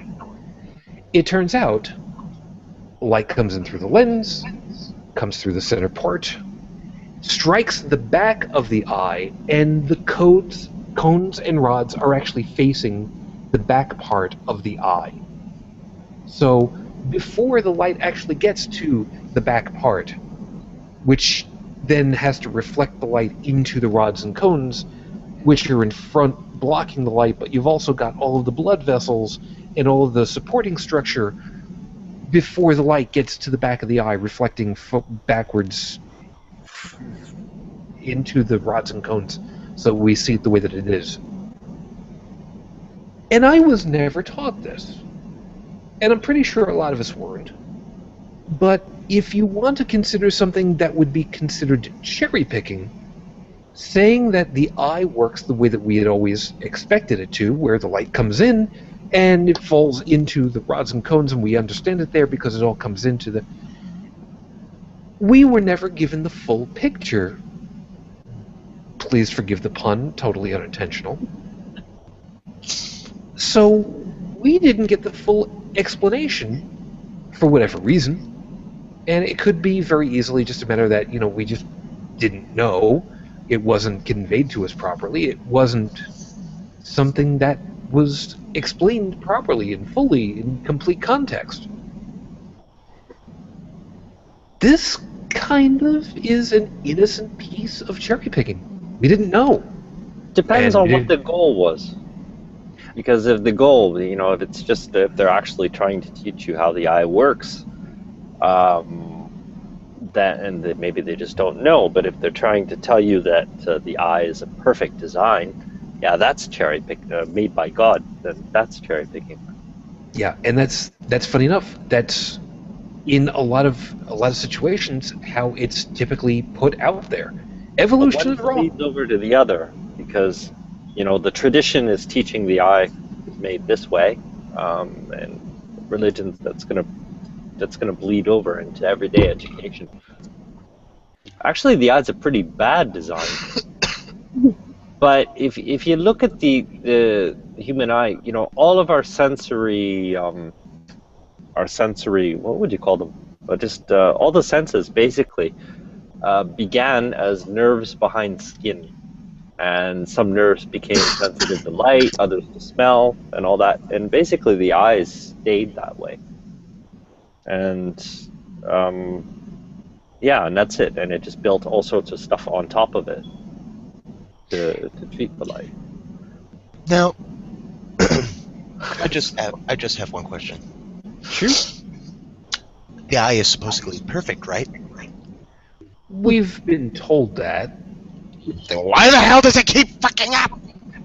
It's because you touch yourself at night, Joseph. That's why it works that way.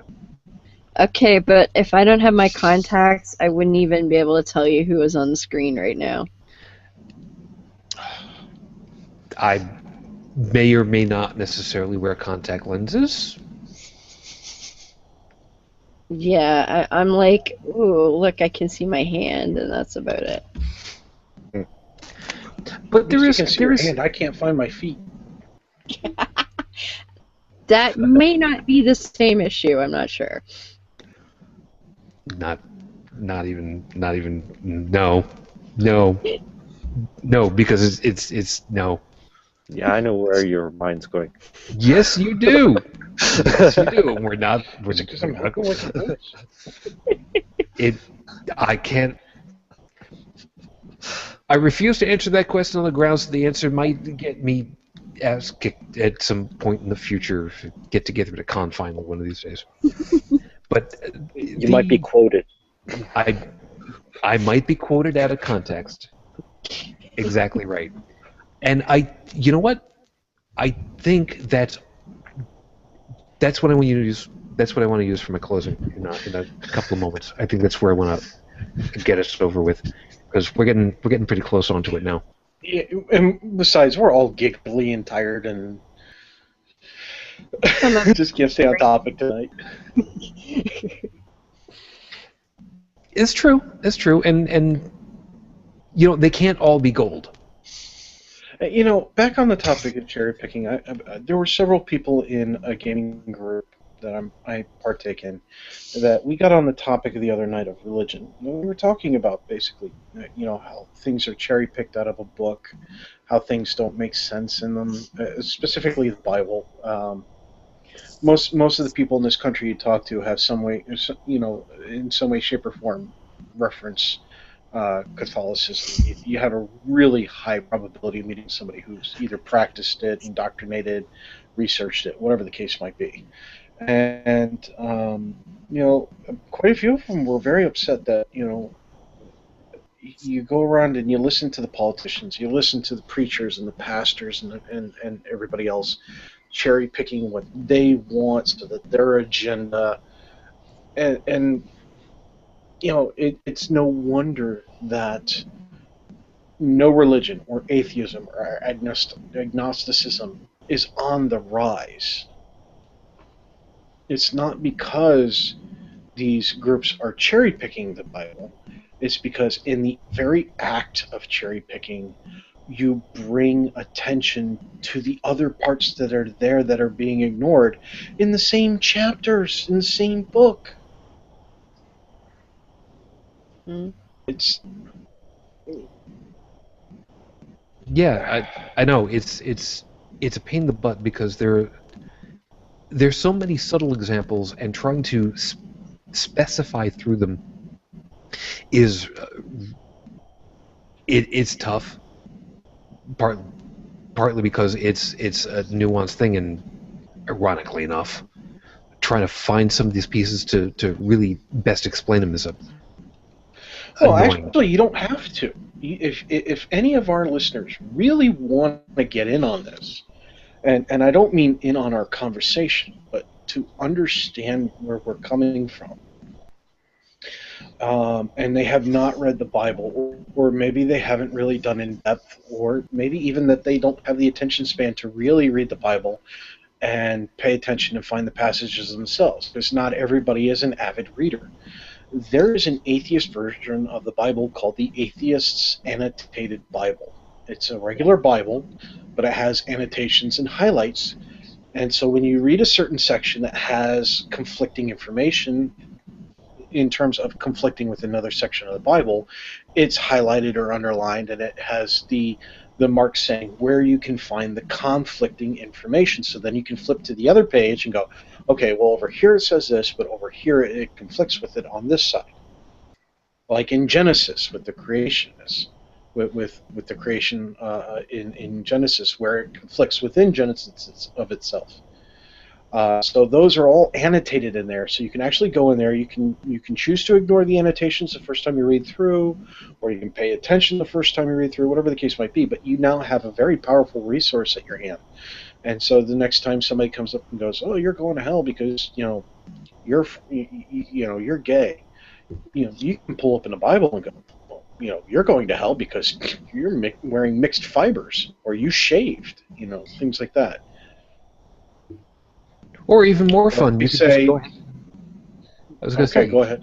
otherwise, you could just go ahead and say, for example, heretic woman, you should not be talking to me about this shit because Matthew says you should just shut up and get yourself back in the make me a sandwich woman. Yeah, well, you know what I can say to that. Yes, and we've got 3 more episodes before you can properly say it. I know.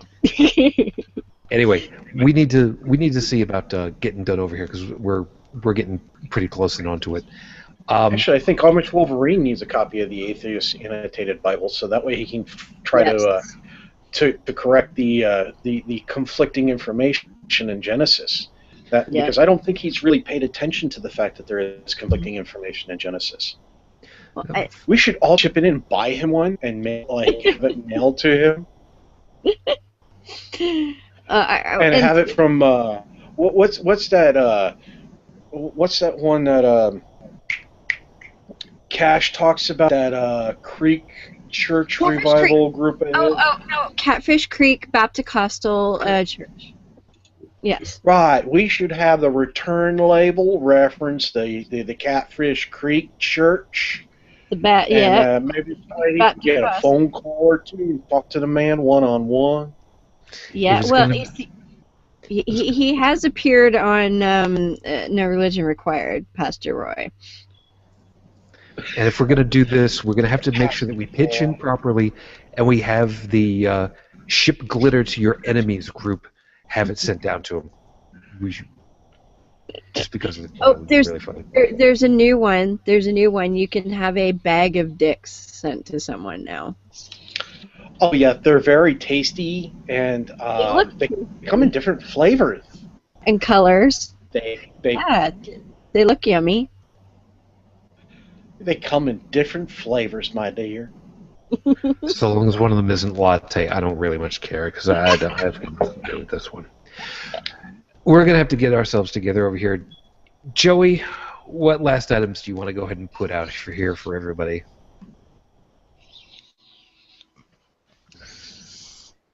You know what? You're not hacking and coughing. That's fine by me. That's fine. Silence is fine enough for me. I am, but I've been smart enough to mute my microphone for the latter half. Appreciate that. All right, that's perfectly fine. Joseph, what last item would you like to go ahead and throw in for this as we're getting wrapping up? Well, I know it's been one of yeah, those. I know, but putting me on the spot. Well, I'm sorry about my earlier comment. About Huh? I was going into about this being an emotional issue, all that. But I'm just when I'm talking about that, I'm like talking about the tip of an iceberg. It's a big topic. I think that should be elaborated. Maybe I shouldn't have brought it up without a full explanation. Quite all right. Who knows? I mean, it's entirely possible we may revisit this because I will admit I kind of got pushed for time because I've had other stuff. Yeah, exactly. Because I thought we were going to be on a myself completely different topic. to completely explain myself, it would have taken me like 20 minutes. I'm sure. Well, we'll see what we can do for another time. Tech, Okay. what topic? I thought we were going to be on the topic of censorship. You're like, because I brought up a couple articles, and you said, save that for the next time we're on the air because you're going to be out of town for the week before. So we'll touch on this. You just remind me. I sent you the reminders, and I'm going, okay, I'm prepped for the topic of censorship, and then we didn't hit it. We hit cherry picking. I was going.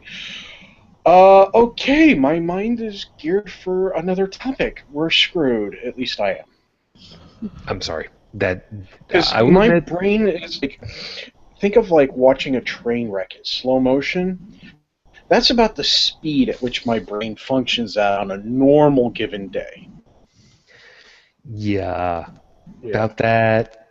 Yeah. That's mostly my fault, partly because I had things happening this week that were making it really tough for me to concentrate. Hey, it's okay, cool. Life. This is the one thing a lot of people don't understand. When they pay attention, I've noticed that a lot of people who are very religious about the Bible, that they're very religiously conservative, they don't want changes. They don't want anything to change about their lives or what they've been told or what's been read to them or what they believe. So that's one problem that we as atheists come in contact with whenever we try to point out these problems, like cherry picking or conflicting information. They just negate it. They say, no, my brain's not handling it. Like Katie's pulling up, if our eyes are perfect, why can we only see in limited number of colors? She's absolutely right. There is a shrimp called, I forget what it is, but its claw can actually produce plasma. It's like a shotgun, and when it goes off, it snaps together, it produces a shock wave, and a momentary tiny ball of plasma, and the shockwave is so powerful that it produces that it stuns a fish or it kills in many cases. Its eyes, Cavitation bubble, and you're speaking of the mantis shrimp? Mantis shrimp, right. Its eye is so complex. It views more than 3 times of the spectrum our human eye could see. So if our eye was as complex as as the shrimp, and could see what it could see, we would probably be having a completely different setup than what we have right now for computer screens. Indeed. Because they give off so much other types of wavelengths of light that our eye doesn't perceive. We wouldn't be able to see what we're seeing right now. We'd be overwhelmed with other wavelengths. We have just binocular vision, at least most of us. Whereas a mantis shrimp has 6 major functioning eye parts, so they have sexnocular vision. Dirty vision. Mm-hmm. But she makes a good point, If our eyes are so perfect, why do other animals see better than we do? If our nose is so perfect, why can other animals have a sense of smell better than us? If our bodies are so perfect, why do people choke to death when eating food? Because your airway and your your esophagus and everything else are shared, whereas a dolphin doesn't have to. A dolphin can eat and breathe at the same time. And talk. Yeah, and the point is that there are plenty of scientists and biologists who have pointed these things out, that we are not a perfect being. We are not created perfect. We have flaws. We have problems, and people just don't want to hear it. That's why they cherry pick. That's why they have the cognitive dissonance. Yeah. And Heretic Woman, I know that you only just got here, but it's almost time for us to disappear. What kind of piece do you want to throw out there for everybody? Because, I mean... Ooh, I know was a piece I want to throw. There was another great bunch of contradictions that Thomas Paine brought up, actually. It was to do with the Gospels and how none of them really correspond with the other. And my favorite one, and I forget which one it is, that mentions everything when Jesus is dying on the cross, that everything turns black for 3 hours, there's earthquakes, and the zombies come out. Oh, the zombies. And the zombies. And I thought that's one of the spear pierced his side. Something like that. But I mean, how can that's pretty epic stuff going on? And how is it that only one gospel out of 4 ever mentions it? And the other ones have all these other details about what happened, but they how do you forget zombies and earthquakes? Like, forget about the dark for 3 hours, because I mean that could just be a really super overcast. But zombies and earthquakes, I think you'd remember that. Heck, that could have been a solar eclipse that only affected a certain portion of the planet, where the other writers weren't there right then and there. Which is possible, but I'm sorry, zombies in Jerusalem. Yes. Yeah, the guy who wrote that book was the designated driver. So it was. Well, he was on the holy mushroom.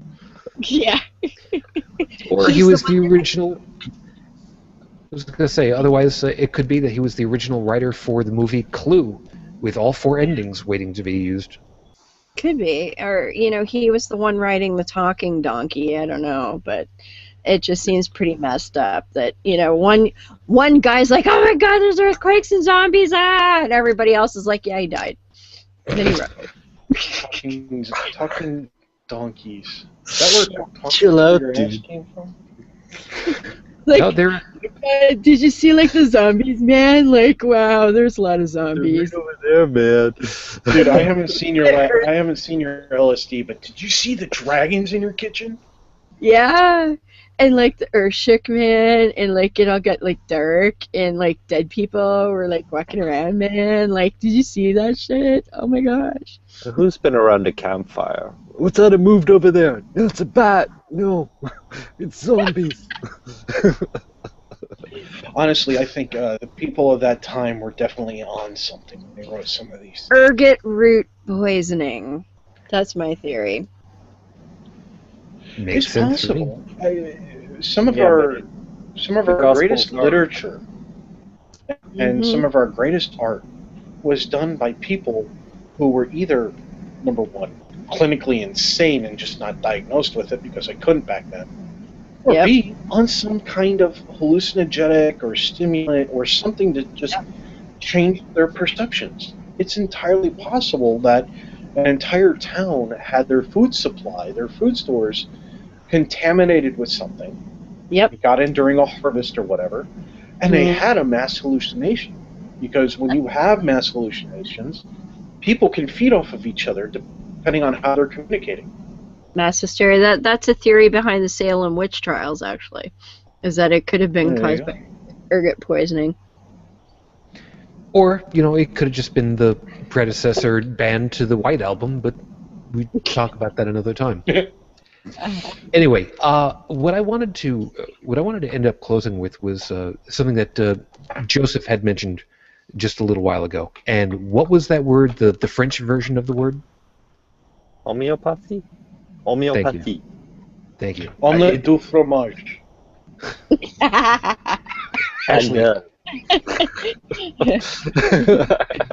Sorry, that's all I can say in French. omelette de fromage. Oh, At least I won't go hungry in France. tu ne parles le français beaucoup, hein? Pas cinq terres. You called me a Anyway, the reason why Merde. the reason why I wanted Jessup to say it is because, first off, it sounds, there's something about the way that it sounds in French that is cool to me, and I don't know what it is. No H? But What it is somebody in French can, when somebody's speaking to you in French, they can completely and utterly insult you, your family line, and your ancestors, and you would say, thank you, because you have no idea what the hell they just said. Ordre de ta mère, de connasse, de connard, de Hey, this is PG, buddy. so help me, if I have to put It's like wiping have your to put ass with silk. if I have to put a disclaimer in French, so help me, I'm going to make you write the disclaimer yourself. What Anyway, does fatwa mean? Mais je comprends le français aussi, n'est-ce pas? Elle est obligée, elle est canadienne. Oui, oui. You know what? You two are not helping matters. The two of you? Bon, aujourd'hui, on va conclure en français. Ouais. So, let me. Sorry. Les Américains n'est-ce pas comprendre le français. Je suis désolée. Like our viewer rating had to go up from the banter back and forth. Seriously. The positive is we probably had a couple people join on, have no idea what the hell's going on, but they're just enjoying the French banter. All well and good. Susan But can add subtitles later. Yeah. Good luck on that. I think that's Anyway. I think that's Dallin's job. And guess what, Dallin? You get to do French subtitles now. Yeah. Oh, jeez. Screw Poor that. guy on the website already. I'll just have Google Translate have at it. We'll see what happens with that. Anyway, Oh, the point I'm trying to translate. the point that I'm trying to get through here is the term homeopathy. We're familiar with it. We understand what it is, what kind of goes into it, and what doesn't go into it. But hearing the word pronounced in French, it sounds almost elegant. And that's because of the way that is presented.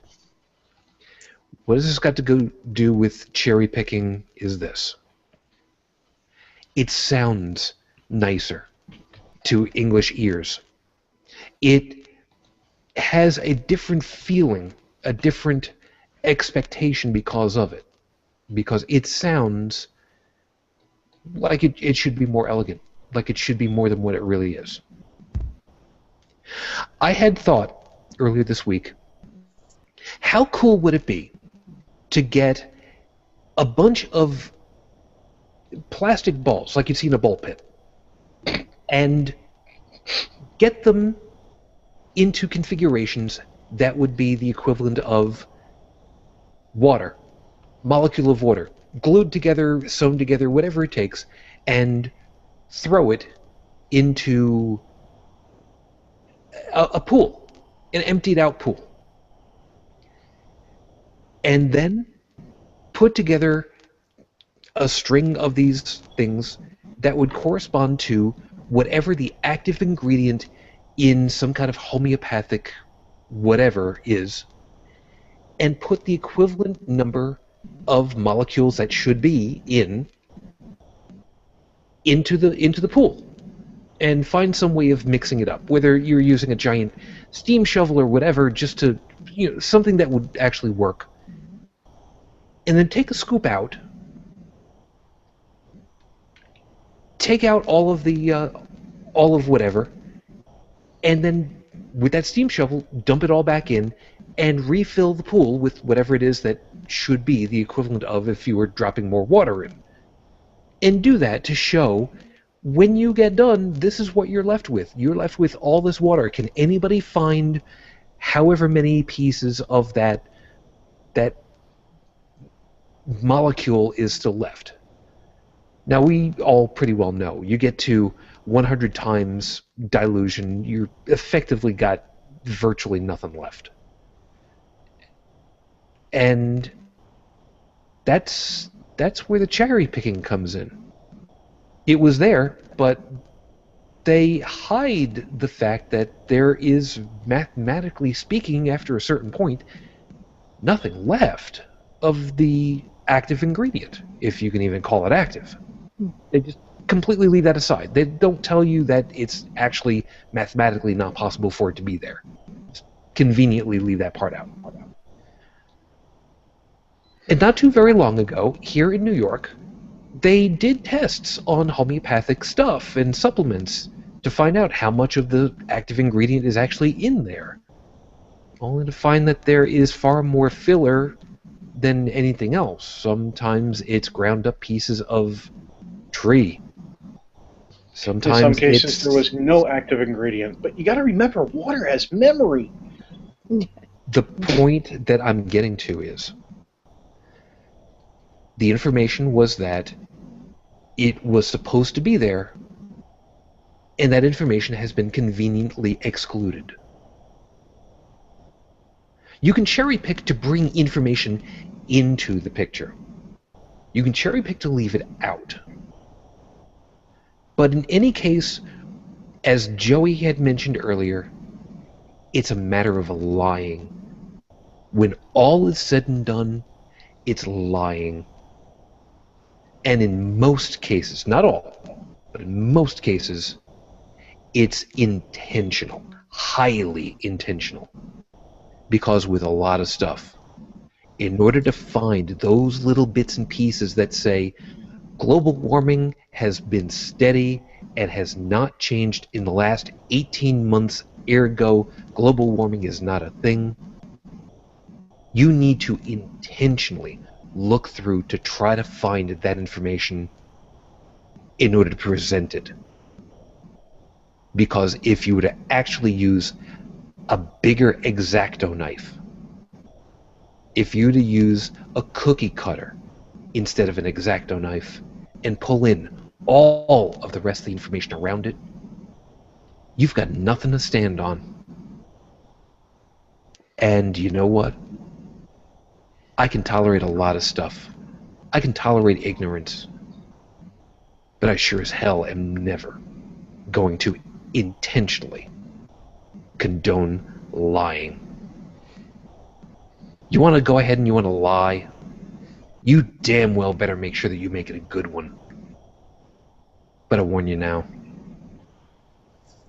with the internet, with the vast amount of information that's out there, there is no way in hell that you can lie long enough to make it stick worthwhile. Oh, sure. Like P.T. Barnum said, as was mentioned in the Q&A earlier, you can fool some of the people some of the time. But with the internet, when it finally comes crashing down, not if, you're going to be a fool. And really, once that happens, just like with your homeopathic remedies, all of your expectations of what you should be able to do because you've got all this clout will be more diluted than what you can believe. Or is it that you're the one that's deluded? It's hard for me to tell. As always, everyone, thank you very much for hanging out with us tonight. We hope that you've enjoyed yourself and found something worthwhile in all of our perspectives. We do believe that we have something interesting and worthwhile to say, even if this may not necessarily be up for podcast award this year. We'll see about next year. All of our hopes to all of the podcasters that are up, especially those that are friends of the show, Noah, Heath, and Lucinda, of course, from Scathing Atheist. Tom and Cecil, okay, yeah, I mean, they've kind of blown us off so far, but you know what, that's okay, we don't hold a grudge. And of course, Seth, best of luck, man. And don't forget David Michael. David Michael, thank you very much. Heretic Woman, thank you for showing up late. I'll take your doctor's note later for your absence. Will be excused from class. Excellent. What would you like to plug to get us on out of here? Well, of course, my other shows, Beyond the Trailer Park, which is Wednesdays at 9:30 p.m. Eastern on Secular TV channel on YouTube. And my other show, which is My Secular Savior, you can find it at mysecularsavior.com. And the Twitters are on my lovely, Doobly-doo. yep, gizmo there. Fair enough. Unreal Tech, thank you. Good morning. Nice to have you back, and I will try very, very hard to remember that we've got your topic for next week. I'll try to remember things from. Oh no. It was that. Can you guys hear me? Yeah. Yeah. Okay. The little thing on my screen wasn't bouncing, and it was like. Anyway, it wasn't the fact that we didn't do that topic. What it was, that I had thought it You're up. ready for it. It had nothing to do with that. It had to do that I just wasn't prepared for the change. Whatever topic you want to do next week, I'm fine with. Just give me a day or two heads up. That way I can get my mindset going for it. That's all. And, going on with tonight's topic and things like that and some of the things we've discussed, I figured I'd let the world know that my Johnson is homeopathic. Just swallow it and find out. 90% water anyway. Joseph, good morning. Thank you so much, of course, as always, and I hope that your coffee is doing well for you. Need another one.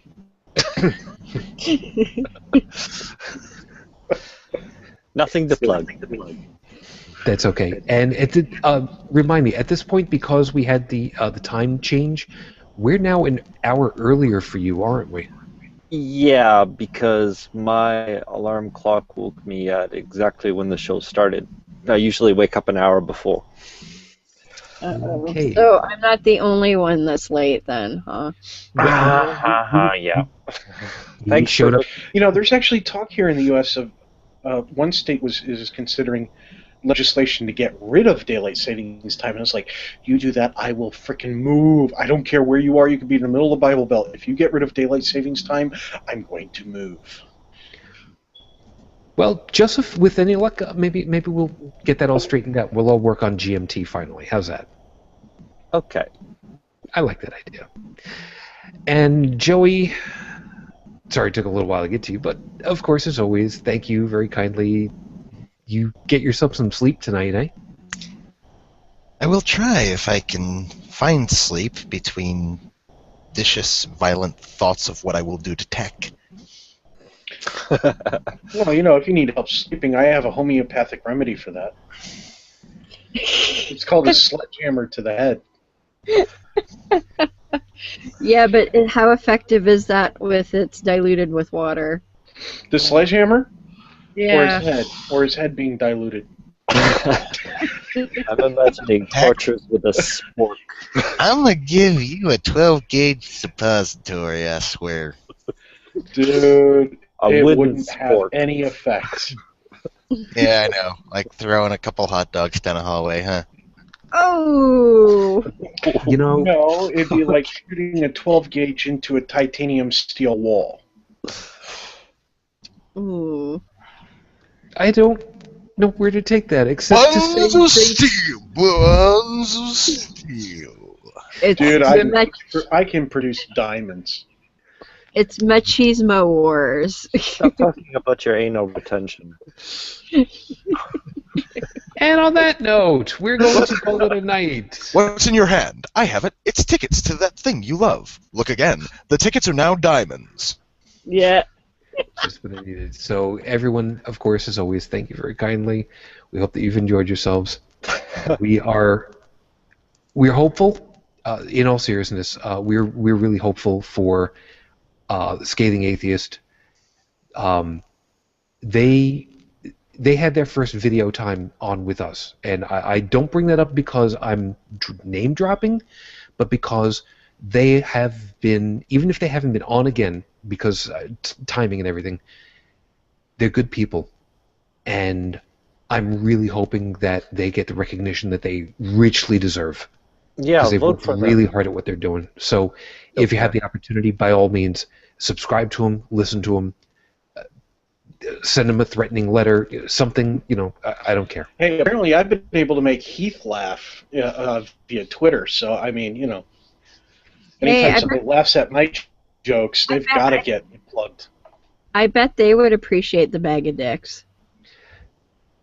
We will have to see what we can do about that. In the meantime, you all, if you are putting up with another Arctic blast of air, which is coming through right now over here in the western New York area, of course, as always, just be safe. If you're in an area where it's been warming, be safe with the flooding. I know we've had a little bit of that going on this side too. But in the meantime, as always, of course, on behalf of the crew, I wish you all the peace I no longer have. I wish you the strength that I've learned. I wish you well. And of course, Fuj, I love you and I miss you. Dream of me. We will see you all again next week. We'll be back, of course, and as always, until the next time, good night.